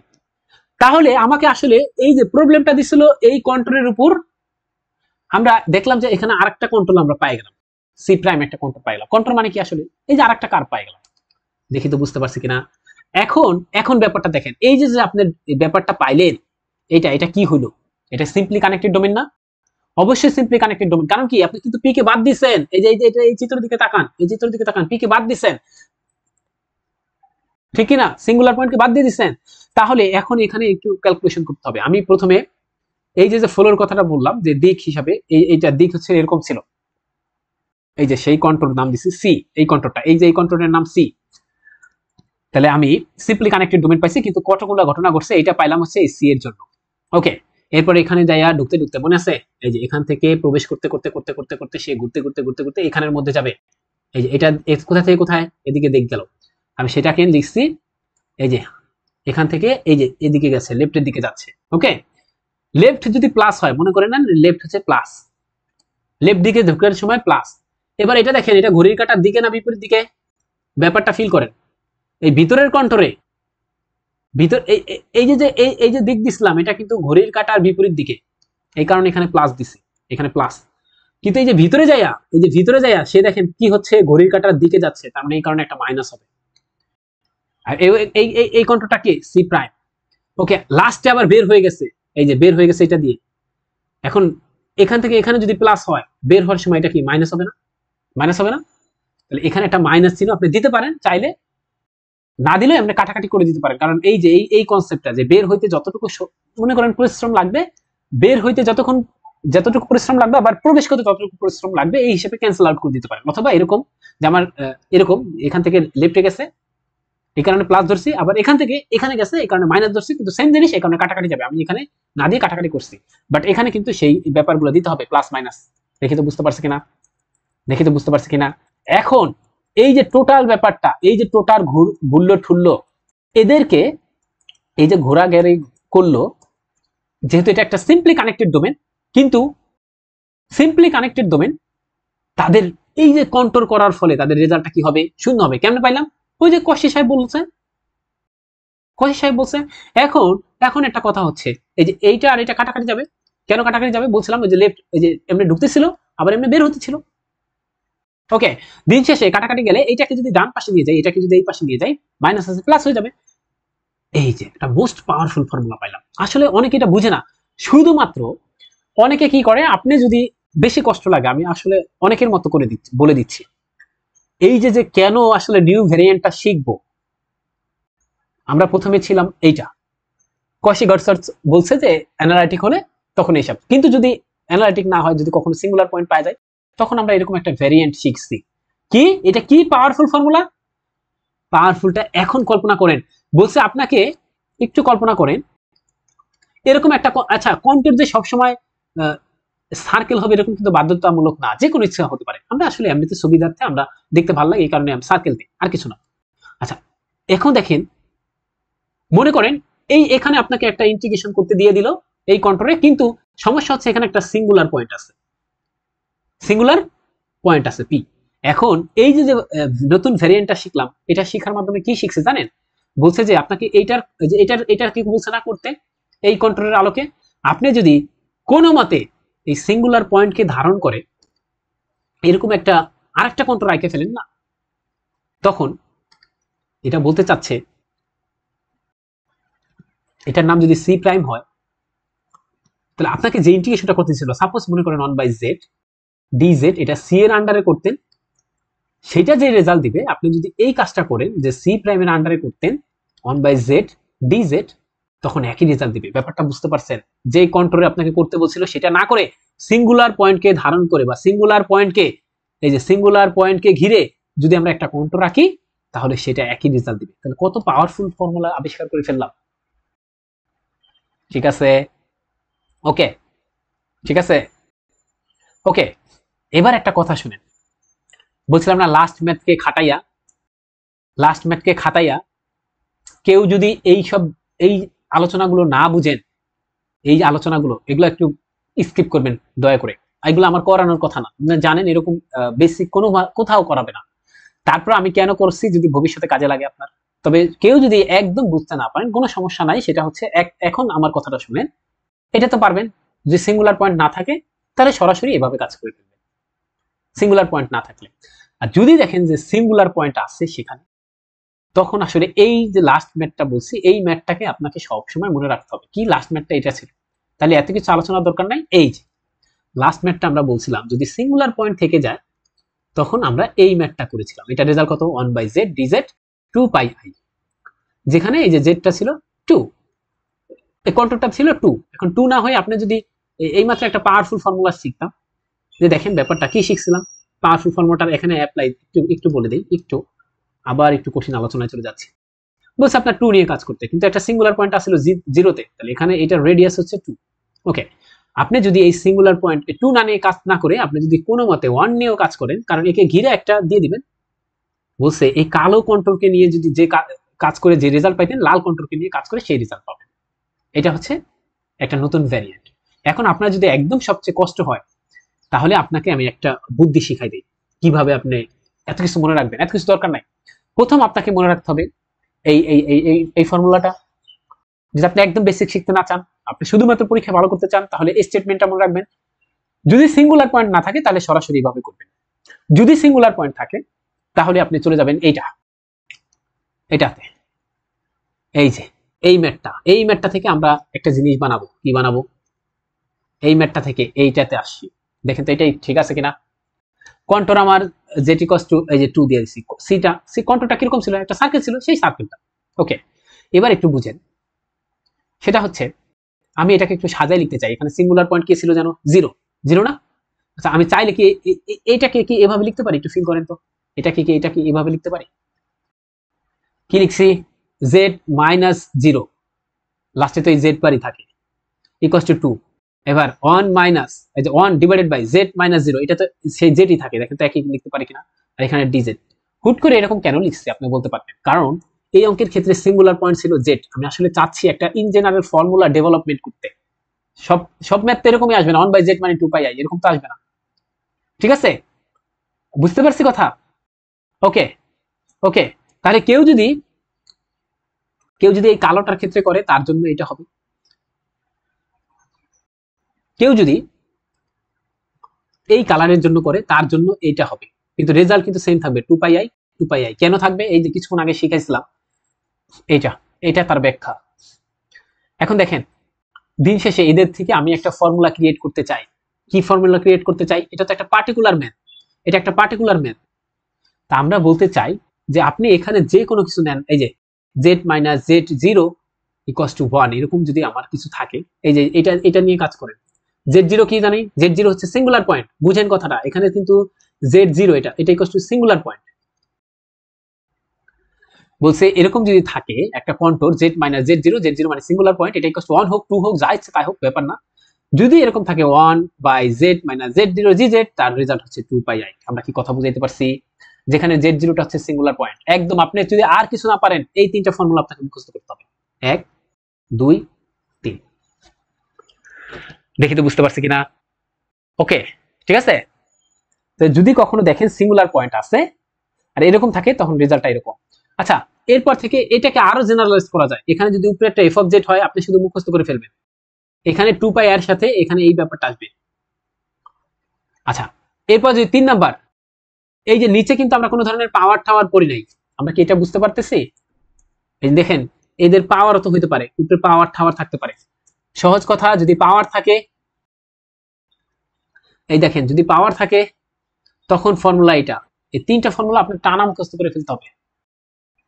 তাহলে সিঙ্গুলার পয়েন্ট যদি কারো থাকে, আর যদি আমাকে কন্ট্রোলের ক্লোজড কিন্তু অবশ্যই এই যে ক্লোজড আছে, ইন্টিগ্রাল করতে বলে, এই তিনটা ফর্মুলার একটা ফর্মুলা ইউজ হবে। সহজ কথা, আপনি যদি এখন কিছু না বুঝেন সমস্যা নেই, আমরা অঙ্ক করাই, তারপর বুঝে যাবেন। এতক্ষণ পর্যন্ত বেসিক আলোচনা করছি, বা কি বলে এটাকে, থিওরি আলোচনা করছি, সেই জন্য সবার একটু খারাপ লাগছে আমি জানি।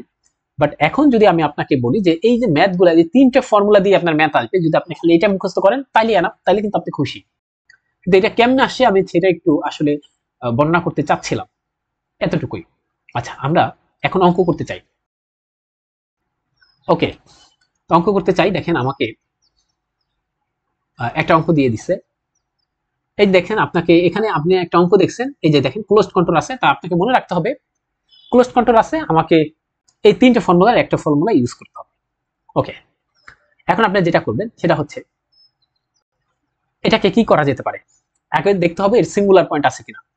ক্লোজড কন্ট্রোলের দুই ধরনের ম্যাথ, একটা সিঙ্গুলার পয়েন্ট থাকলে একটা ম্যাথ, সিঙ্গুলার পয়েন্ট না থাকলে ওই যে উপরেরটা দিয়ে। ওকে, সিঙ্গুলার পয়েন্ট থাকলে এটা দিয়ে হবে, তাহলে আমরা এখন সিঙ্গুলার পয়েন্টগুলো বের করব। এই যে সিঙ্গুলার পয়েন্ট হচ্ছে আমাদের একটা পাইলাম এরকম +1 -1, তাহলে +1 আমরা আঁকলে এখানে আসবে, -1 আঁকলে এরকম আসবে। আপনি যে কোনো একটা কন্ট্রোল নেন, মনে করেন এই যে আমি এটাকে নিয়েছিলাম, এই যে এটাকে নিয়েছি, কালোটাকে নিয়েছি, এই কালোটাকে, ঠিক আছে। আপনি যদি বলতেন না এটা এরকম কেন নিলেন, আপনি এরকম নেন, আমি কেমনে বলতাম আসলে সমস্যা নাই, কোনো সমস্যা নাই। কন্ট্রোল নিবেন এমন ভাবে যাতে করে ওই কন্ট্রোলের মধ্যে সিঙ্গুলার পয়েন্টগুলো থাকে, সহজ কথা। ওকে, নিলাম। এখন দেখেন আমাকে একটু ফিল করেন, সেটা হচ্ছে আমরা কিছুক্ষণ আগে একটা ফর্মুলা পড়েছি যে আসলে সিঙ্গুলার পয়েন্ট যেখানে আছে তাদেরকে ঘিরে যদি আমরা, এই যে দেখেন এখানে বলছিলাম, এই যে এটার কথা বলছিলাম, এটা এই প্রবলেমটা দেখেন, এটা এটা এটা কিন্তু খুব পাওয়ারফুল ফর্মুলা বলছে যে আপনাকে অঙ্ক করতে দিচ্ছে আসলে এই কন্ট্রোলকে ঘিরে, এই যে কালোটা বড়টাকে ঘিরে। বাট আপনি যদি চালাকি করে এই কাজটা করেন যে সিঙ্গুলার পয়েন্টকে ঘিরে একটা কন্ট্রোল নিয়ে কাজ করে, এই কন্ট্রোলের নাম c prime then, c prime, তাহলে তাদের রেজাল্ট কিন্তু সেম হবে। এই যে ফর্মুলাটা সেটা বলতেছে। তা আমি এখন এখানে সেই ব্যাপারগুলো অ্যাপ্লাই করেছি, জাস্ট এই চিত্রটা আপনার মন মতো আমি আঁকছি, কোনো সমস্যা নাই। আপনি যদি না আঁকেন কোনো সমস্যা নাই। এই যে আমি কি করছি, সিঙ্গুলার পয়েন্ট একটা -1 তাকে ঘিরে একটা কন্ট্রোল রাখিয়ে ফেলছি, এটার নাম দিচ্ছি C2। সিঙ্গুলার পয়েন্ট হচ্ছে আমার C1 1, এই একে ঘিরে আবার আমরা একটা C1 কন্ট্রোল রাখছি। কেন রাখছি? কারণ আমি বললাম এই যে এই যে বড় কন্ট্রোল সিটা হচ্ছে বড় কন্ট্রোল, এটা দিয়ে এটা রেজাল্ট করলে যেই কথা হবে, আমি যদি এরকম করি, এই যে ফাংশনটাকে এরকম ভাইগা যে C1 কন্ট্রোলের আলোকে একটা করি প্লাস C2 কন্ট্রোলের আলোকে করি, একই রেজাল্ট দিবে। আমরা কেমনে বুঝলাম? এই যে কিছুক্ষণ আগে করে আসলাম, প্রমাণও করলাম যে এই যে কিভাবে সেম রেজাল্ট দিচ্ছে। সিঙ্গুলার পয়েন্টকে ঘিরে আমরা যত কন্ট্রোল রাখবো তাদের রেজাল্ট ওই সি কন্ট্রোলের রেজাল্টের সমান হবে, সহজ কথা। তাহলে আমি এই কাজটা করছি, ঠিক আছে। এখন হচ্ছে আমি একটু কাজ করব, এখন কি কাজ করব সেটা একটু বুঝতে চাই। এখন যে কাজটা করতে হবে সেটা হচ্ছে এরকম, আপনি এটাকে ভাঙলাম, জেডকে ভাঙলাম, a স্কয়ার মাইনাস b স্কয়ারের সূত্র ভাঙতে পারি, এটাও a square minus b square সূত্র ভাঙছি। আচ্ছা, এরপর হচ্ছে আপনাকে এইদিকে একটু খেয়াল রাখতে হবে, এই যে fz দেখতে পাচ্ছেন, এই নিচে শুধুমাত্র ব্যাপারটা দেখেন, এইখানে দেখেন এই যে z মাইনাস z0, নিচে শুধুমাত্র, এই উপরে fzটা কি এটা আগে ফিল করতে হবে। fz মানে z এর ফাংশন, ঠিক আছে, বাট এখানে কি থাকবে, নিচে শুধুমাত্র সবসময় মনে রাখবেন z মাইনাস z0 মানে সিঙ্গুলার পয়েন্ট। এবার বলেন C1 কন্ট্রোল, আমি এটার মধ্যে আসেন, এই ব্যাপারটার মধ্যে আসেন, এটা দেখেন, এটার মধ্যে দেখেন, এটা C1 কন্ট্রোল না? C1 কন্ট্রোলের মধ্যে সিঙ্গুলার পয়েন্ট কি বলেন? C1 এর মধ্যে 1 না? 1 না? কে বুঝে নাই? আচ্ছা, তাহলে দেখেন এই যে আমরা এভাবে নিবেন z মাইনাস z0, এই যে C1 এর কন্ট্রোলটাকে নিছি, আর বাকি যা থাকবে এই যে z+1, এটাকে উপরে নিয়ে যাইতে হবে, এটাই আমার fz হবে। আমি কি বুঝাইতে পারছি কিনা দেখি তো, বুঝতে পারছেন কিনা? তাহলে কি বলছি, এরকম আকারে সাজাইতে হবে। যদি বুঝতে হয় তাহলে এরকম আকারে সাজাইতে হবে। কি রকম? এই যে fz নিচে থাকবে z মাইনাস z0, অন আকারে যেহেতু নাই এই কারণে এটা নিয়ে আমি কল্পনা করছি না, নিচে থাকবে z মাইনাস z0। এখন দেখেন সি কন্ট্রোলের ক্ষেত্রে, আমি এটার নাম দিলাম C1 কন্ট্রোল, C1 কন্ট্রোলের ক্ষেত্রে আমার সিঙ্গুলার পয়েন্ট হচ্ছে 1, তাহলে আমাকে লিখতে হবে z মাইনাস z0 মানে আসলে 1, আর বাকি যা থাকবে যে এই পোরশনে সেটাকে আমি উপরে উঠে নিয়ে যাব, সেটাই আমার fz। এখন যেহেতু এখানে দুইটা fz, এই কারণে আলাদা আলাদা নাম দিচ্ছি, এটার নাম দিচ্ছি f1z, এটার নাম দিচ্ছি হচ্ছে f2z। দেখে তো বুঝতে পারছি কিনা? এটার ক্ষেত্রে C2 কন্ট্রোলের ক্ষেত্রে আমার সিঙ্গুলার পয়েন্টকে -1, তাহলে আমাকে নিচে কি থাকবে, নিচে থাকবে এভাবে z মাইনাস z0, তাহলে বল -1 বসালে কি আসবে, মাইনাস মাইনাস প্লাস, এই কারণে এই অংশটা নিচে থাকবে। আমি কি বুঝাইতে পারছি? এই কারণে লিখে দিচ্ছি, দেখেন নিচে সিঙ্গুলার পয়েন্টের অংশ, আর বাকি যা থাকে, বাকি কি থাকে এখানে এই যে C2 এর ক্ষেত্রে দেখেন C2 কন্ট্রোলের ক্ষেত্রে, এই যে C2 কন্ট্রোলের ক্ষেত্রে আপনার সিঙ্গুলার পয়েন্ট ছিল হচ্ছে -1, ঠিক আছে। এই যে -1 কে রাখা বাকি যে পার্টটুকু থাকবে মানে z-1 সেটাকে উপরে উঠাই দিতে হবে। এবার দেখেন যদি বলছে কোনো একটা ফাংশন যদি এরকম থাকে, এই যে এরকম থাকে fz, উপরে আছে fz, ব্যাপারটা শুনেন, এই যে উপরে হচ্ছে fz, ব্যাপারটা বুঝেন, উপরে যদি থাকে fz, নিচে যদি থাকে z মাইনাস z0, একে যদি একটা কন্ট্রোল যে কোনো কন্ট্রোলের আন্ডারে ইন্টিগ্রেশন করতে বলে, বলছে এর রেজাল্টটা কি হবে, দেখেন এর রেজাল্ট হবে 2 পাই i f z0, z0 কি, z0 is a singular point, তাহলে এটার রেজাল্টটা এরকম আসবে। দেখি আমরা করি।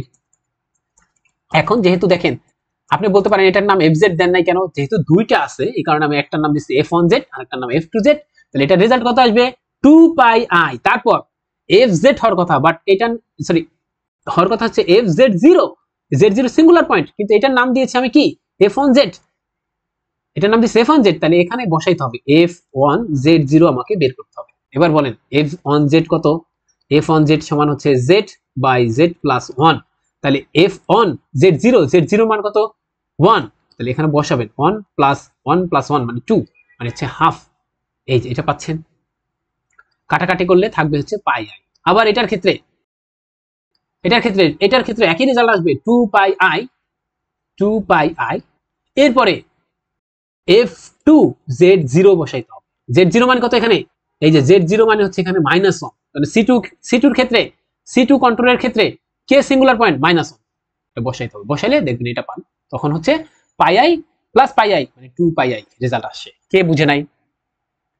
আবার বলছি, তাহলে অঙ্কগুলো করার টেকনিক কি, যদি ক্লোজড কন্ট্রোলের আন্ডারে আমাকে একটা ইন্টিগ্রেশন করতে দেয়, আমি তখন কি করব, আমি আগে সিঙ্গুলার পয়েন্ট বের করে ওই সিঙ্গুলার পয়েন্টকে ঘিরে দুইটা, যদি দুইটা থাকে সিঙ্গুলার পয়েন্ট, দুটাকে ঘিরে দুইটা আমি কার্বাইকে ফেলবো, একটা c1 একটা c2, তারপর হচ্ছে এই ফর্মুলাতে নেওয়ার চেষ্টা করবো এবং সবসময় মনে রাখবো নিচে যেন আমার সিঙ্গুলার পয়েন্ট থাকে, ঠিক আছে।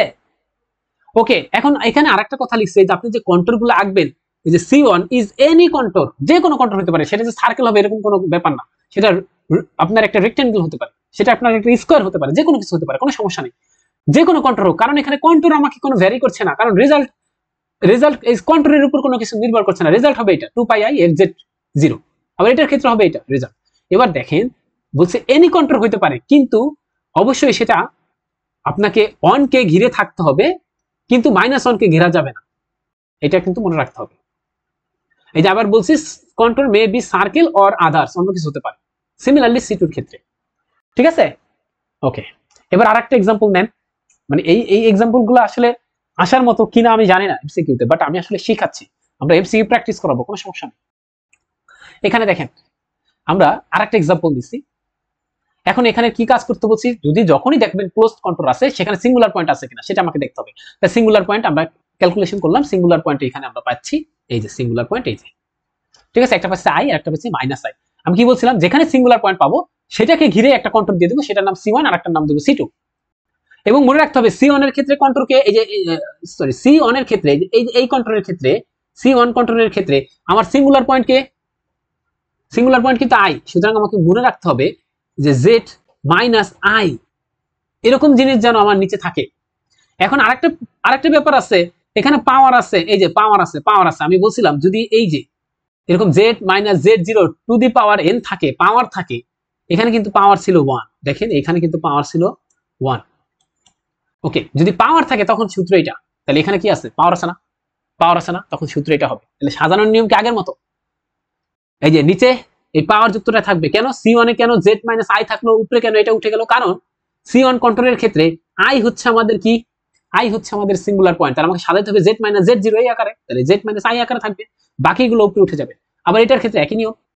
ওকে, তাহলে এটার রেজাল্টটা কি বলছে 2 পাই i হবে, এরপর কি হবে দেখেন, এখানে দেখেন 2 পাই i, তারপর n মাইনাস 1 ফ্যাক্টোরিয়াল। আচ্ছা, এখানে n কত বলেন তো, এটার ক্ষেত্রে n কতবার আছে, এই যে n মানে হচ্ছে 3, তাহলে 3 মাইনাস 1 ফ্যাক্টোরিয়াল হবে।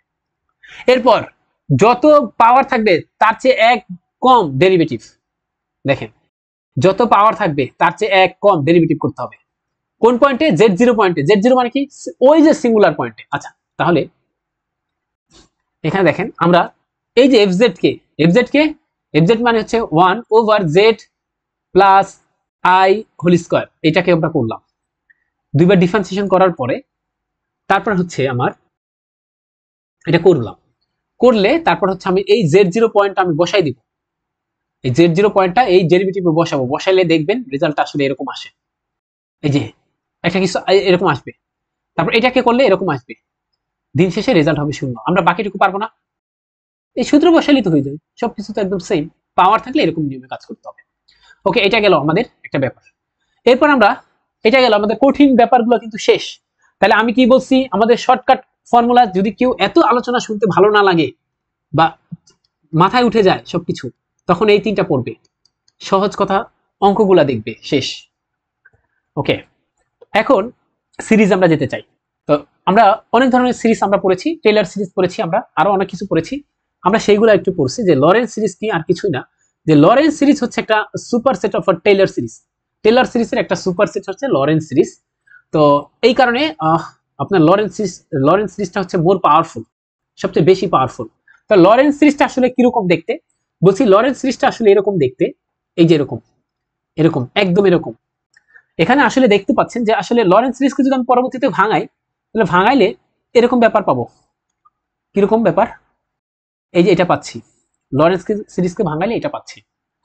ওকে, এখন দেখেন এখানে আপনি কিছু ফিল করতে পারছেন কিনা, যে এখানে এখানে দেখেন দুই দিক থেকে কন্টিনিউয়াস হচ্ছে, মানে কন্টিনিউয়াস মানে চলতেছে এক, এই যে দুই দিক থেকে। তো এটা একটু মনে রাখেন, দুই দিক থেকে কন্টিনিউয়াস হয়, ঠিক আছে। আচ্ছা, এরপরে লরেন্স সিরিজের যে এই ব্যাপারটাকে যদি আমি উপরে উঠাইতাম না, এটা কিন্তু নেগেটিভ পাওয়ার, ব্যাপারটা দেখেন, এটা কিন্তু আসলে নেগেটিভ পাওয়ার, তাই না? নেগেটিভ পাওয়ার দেখে আমি যে জেড মাইনাস z0 এদেরকে নিচে নামাই দিচ্ছি। তাহলে এই যে নেগেটিভ পাওয়ার যুক্ত যা আছে, বা আপনাকে এটাকে চাইলে কিন্তু আমি এমনিও লিখতে পারি না, bn এখানে z minus z0 to the power এর, এই যে টার্মটা আছে অর্থাৎ নেগেটিভ যুক্ত টার্মটা আছে, এটাকে বলা হয় লরেন্স সিরিজের প্রিন্সিপাল পার্ট। তো এটা থাকতে পারে, তো negative part is called Laurent সিরিজের কি কি বলা হয়, একটা প্রিন্সিপাল পার্ট বলা হয়। ওকে, তাহলে এটা এই যে আমি কিন্তু এই কথা বলছিলাম যে আমরা প্রিন্সিপাল পার্ট লাগবে, যদি প্রিন্সিপাল পার্টটা জিরো হয়ে যায়, যদি প্রিন্সিপাল পার্ট জিরো হয়ে যায়, তখন আমরা যেটা পাই সেটা হচ্ছে টেইলর সিরিজ। দেখে তো বুঝতে পারছি কিনা? তাহলে টেইলর সিরিজ কি, আসলে Taylor series is special case of Lawrence series. Taylor series সবাই পড়ার কথা। ওকে, আচ্ছা, এরপর আমরা পড়বো কশি রেসিডিউ থিওরাম। তো কশি রেসিডিউ থিওরামটা আমি যদি অনেক ব্যাখ্যা করতে চাই যে কিভাবে আসলো, তখন আপনাদের একটু খারাপ লাগবে। তো সেই কারণে আমি আসলে আর ব্যাখ্যা করতে যাই না, আমি শুধুমাত্র যেভাবে শর্টকাটে খুব সহজে মনে রাখা যায় সেটা আমি করেছি। বলছে কশি রেসিডিউ থিওরাম হচ্ছে এরকম একটা ব্যাপারকে প্রকাশ করে, কিরকম আমরা একটু দাগাই দিতে চাই। যদি একটা ফাংশন অ্যানালাইটিক হয়, কোথায়, ইনসাইড এবং on a simple closed curve, একটা সিম্পল ক্লোজড কার্ভের উপর কিংবা ভিতরে, তখন কশি সাহেব বলছে সে একটা রেসিডিউ থিওরাম দিয়েছে, বলছে সেটা হচ্ছে এরকম হবে, এরকম একটা ব্যাপার দিয়েছে। এখন একটা কথা হচ্ছে যে তার মানে আমরা এই যে এর সাহায্যে একটা ইন্টিগ্রেশন করতে পারছি, যে সাপোজ একটা ফাংশন দিছে এফ জেড ডিজেড, এর ইন্টিগ্রেশন করতে বলছে এটাকে খুব সহজে করা যায়, এটার রেজাল্ট হবে 2πi সাম অফ রেসিডিউ। এখন কথা হচ্ছে সাম অফ রেসিডিউ আবার কি, তো সাম অফ রেসিডিউ বের করার জন্য যে সত্য বা যে সূত্র সেটা হচ্ছে এটা, সাম অফ রেসিডিউ বের করার সূত্র আবার এটা, ওকে, এটা শিখে রাখতে হবে। এখানে একটু বড় করে দাগাই দিচ্ছি, এটা দুই নাম্বারটা আমি কি বুঝাইতে পারছি? আচ্ছা, অন্য কালে নেই, এই যে 2 নাম্বার যেটা দেখতে পাচ্ছেন, এটা হচ্ছে সাম অফ রেসিডিউ বের করার সূত্র। এটা একদম টানা মুখস্থ করতে হবে। এখন কথা হচ্ছে যে ঠিক আছে, সাম অফ রেসিডিউ বের করার সূত্র আমরা শিখছি, কিন্তু এখানে কোনটা কি এটা আমাকে জানতে হবে।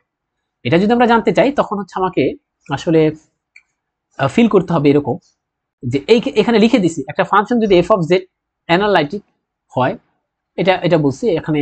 আচ্ছা, পোল জেড ইকুয়ালস টু এ, তার মানে এ কে বলা হবে পোল আর কে কে বলা হবে অর্ডার। তাহলে এখানে দুটা জিনিস পাইছি, এ কে বলা হয় পোল, আমরা এ সমান হচ্ছে পোল, আর কে হচ্ছে পোলের অর্ডার। কি বলছি, পোলের অর্ডার লিখে রাখেন। আচ্ছা, তাহলে ব্যাপারটা দেখেন, এখানে কিন্তু এ আছে কি, এই যে জেড টেন্স টু এ। এবার এখানে কিন্তু কে আছে, অর্ডার আছে। তাহলে আমরা বুঝতে পারতেছি আমাকে এই যে অর্ডার এবং পোল এইটা সম্পর্কে জানতে হবে, তাই না? বুঝতে পারছেন কথা? এবং আরেকটা কথা এখানে নোট দিয়ে লিখে রাখেন, এই যে সাম অফ রেসিডিউ পড়াতে গেলাম, সাম অফ রেসিডিউর একটা সূত্র এটা, যদি কে এর মানটা 1 হয়ে যায়, তখন এই যে এই রেসিডিউকে বলা হয় সিম্পল রেসিডিউ। অর্থাৎ এই যে অর্ডার যদি কোনো কিছু রন হয়ে যায় তখন ওটাকে কি বলা হবে, সিম্পল রেসিডিউ। আমি কি বুঝাইতে পারছি? আচ্ছা, জাস্ট এতটুকু টেকনিক মনে রাখলে আপনি সব পারবেন। এখন কথা হচ্ছে যে আপনার অর্ডার কি, পোল কি, এগুলো তো শিখতে হবে। এই যে আমি এখন পরবর্তীতে আমি পোলের ডেফিনেশন শিখাচ্ছি, পরে আবার আসবো ওখানে। তাহলে পোল কি দেখেন, একটা ফাংশন আছে এফ অফ জেড, তার আকারটা যদি এরকম হয় তখন পোল আর কিছুই না, পোল হচ্ছে এই যে নিচের যে এইচ জেড আছে, এইচ জেড কে জিরো ধরে তাকে সলভ করলে যা পাবো সেটাই হচ্ছে পোল। দেখি তো বুঝতে পারছি কিনা। আর order of pole, order of pole কত, অর্ডার অফ পোল মানে হচ্ছে একটা পোল কতবার অকার করতেছে, মানে কতবার একটা পোল আছে সেটাকে বলা হয় অর্ডার। আমরা একটু বুঝাই, এক্সাম্পল দেই। যেমন এটা এটা তাহলে এর পোল বের করতে চাই, তাহলে এটাকে আমি যদি এই যে এফ অফ জেড দুইটা ফাংশন আকারে লিখে রাখি, যে এই উপরটা হচ্ছে আপনার জি অফ জেড আর এটা হচ্ছে এইচ অফ জেড, ঠিক আছে। তাহলে এখানে জি অফ জেড মানে হচ্ছে 1 আর এইচ অফ জেড মানে এটা। আমি কি বলছিলাম, পোল কেমনে বের করা হয়, H of Z equal to 0 ধরে তারপর যা পাবো সেটাই হচ্ছে আমাদের পোল, যে সলিউশন পাবো, তাই না। তাহলে এখন এটাকে 0 ধরছি, দেখেন এই যে এইচ অফ জেড কে 0 ধরছি, তারপর সলিউশন জেড বের করছি। তাহলে এই যে Z equal to 1, Z equal to 2 2। তাহলে এখানে পোল কয়টা, 1 একটা পোল, 2 একটা পোল। কিন্তু এই অন নামক পোল কতবার হয়েছে, একবার, এই কারণে এর অর্ডার হচ্ছে 1। 2 একটা পোল কিন্তু এর অর্ডার কত, 2। কেন, কারণ এই দুইটা দুইবার ঘটছে, এই কারণে। দেখি তো বুঝতে পারছে কিনা, ঠিক আছে কিনা। ওকে, তাহলে এই যে এইটার ক্ষেত্রে দেখেন পোল বের করবেন, এটার ক্ষেত্রে পোল বের করবেন, দেখবেন এটার সাথে মিলে কিনা। আচ্ছা, পোলের একটা ম্যাথমেটিক্যাল ডেফিনিশন আছে, সরি পোলের না মানে অর্ডারের। আমরা আসলে ব্যাপারটা শুনেন, আমরা কিন্তু সবসময় পোলের অর্ডার বের করে থাকি, পোল তারপর পোলের অর্ডার, এটা মনে রাখতে হবে। তাহলে এই কারণে লিখছি mathematical definition order of pole, ঠিক আছে। তো আপনার এই ম্যাথমেটিক্যাল ডেফিনিশনটা আপনার দরকার নেই, কারণ হচ্ছে তাহলে বেশি চাপ হয়ে যাবে। আচ্ছা, এটা দরকার নেই, কেউ যদি চান এরপর দেখে নিতে পারেন, আমি চাইলে বুঝাইতে পারতাম, বাট এটা দরকার নেই। ওকে, এরপর আরেকটা ভাবে রেসিডিউ ক্যালকুলেট করা যায়।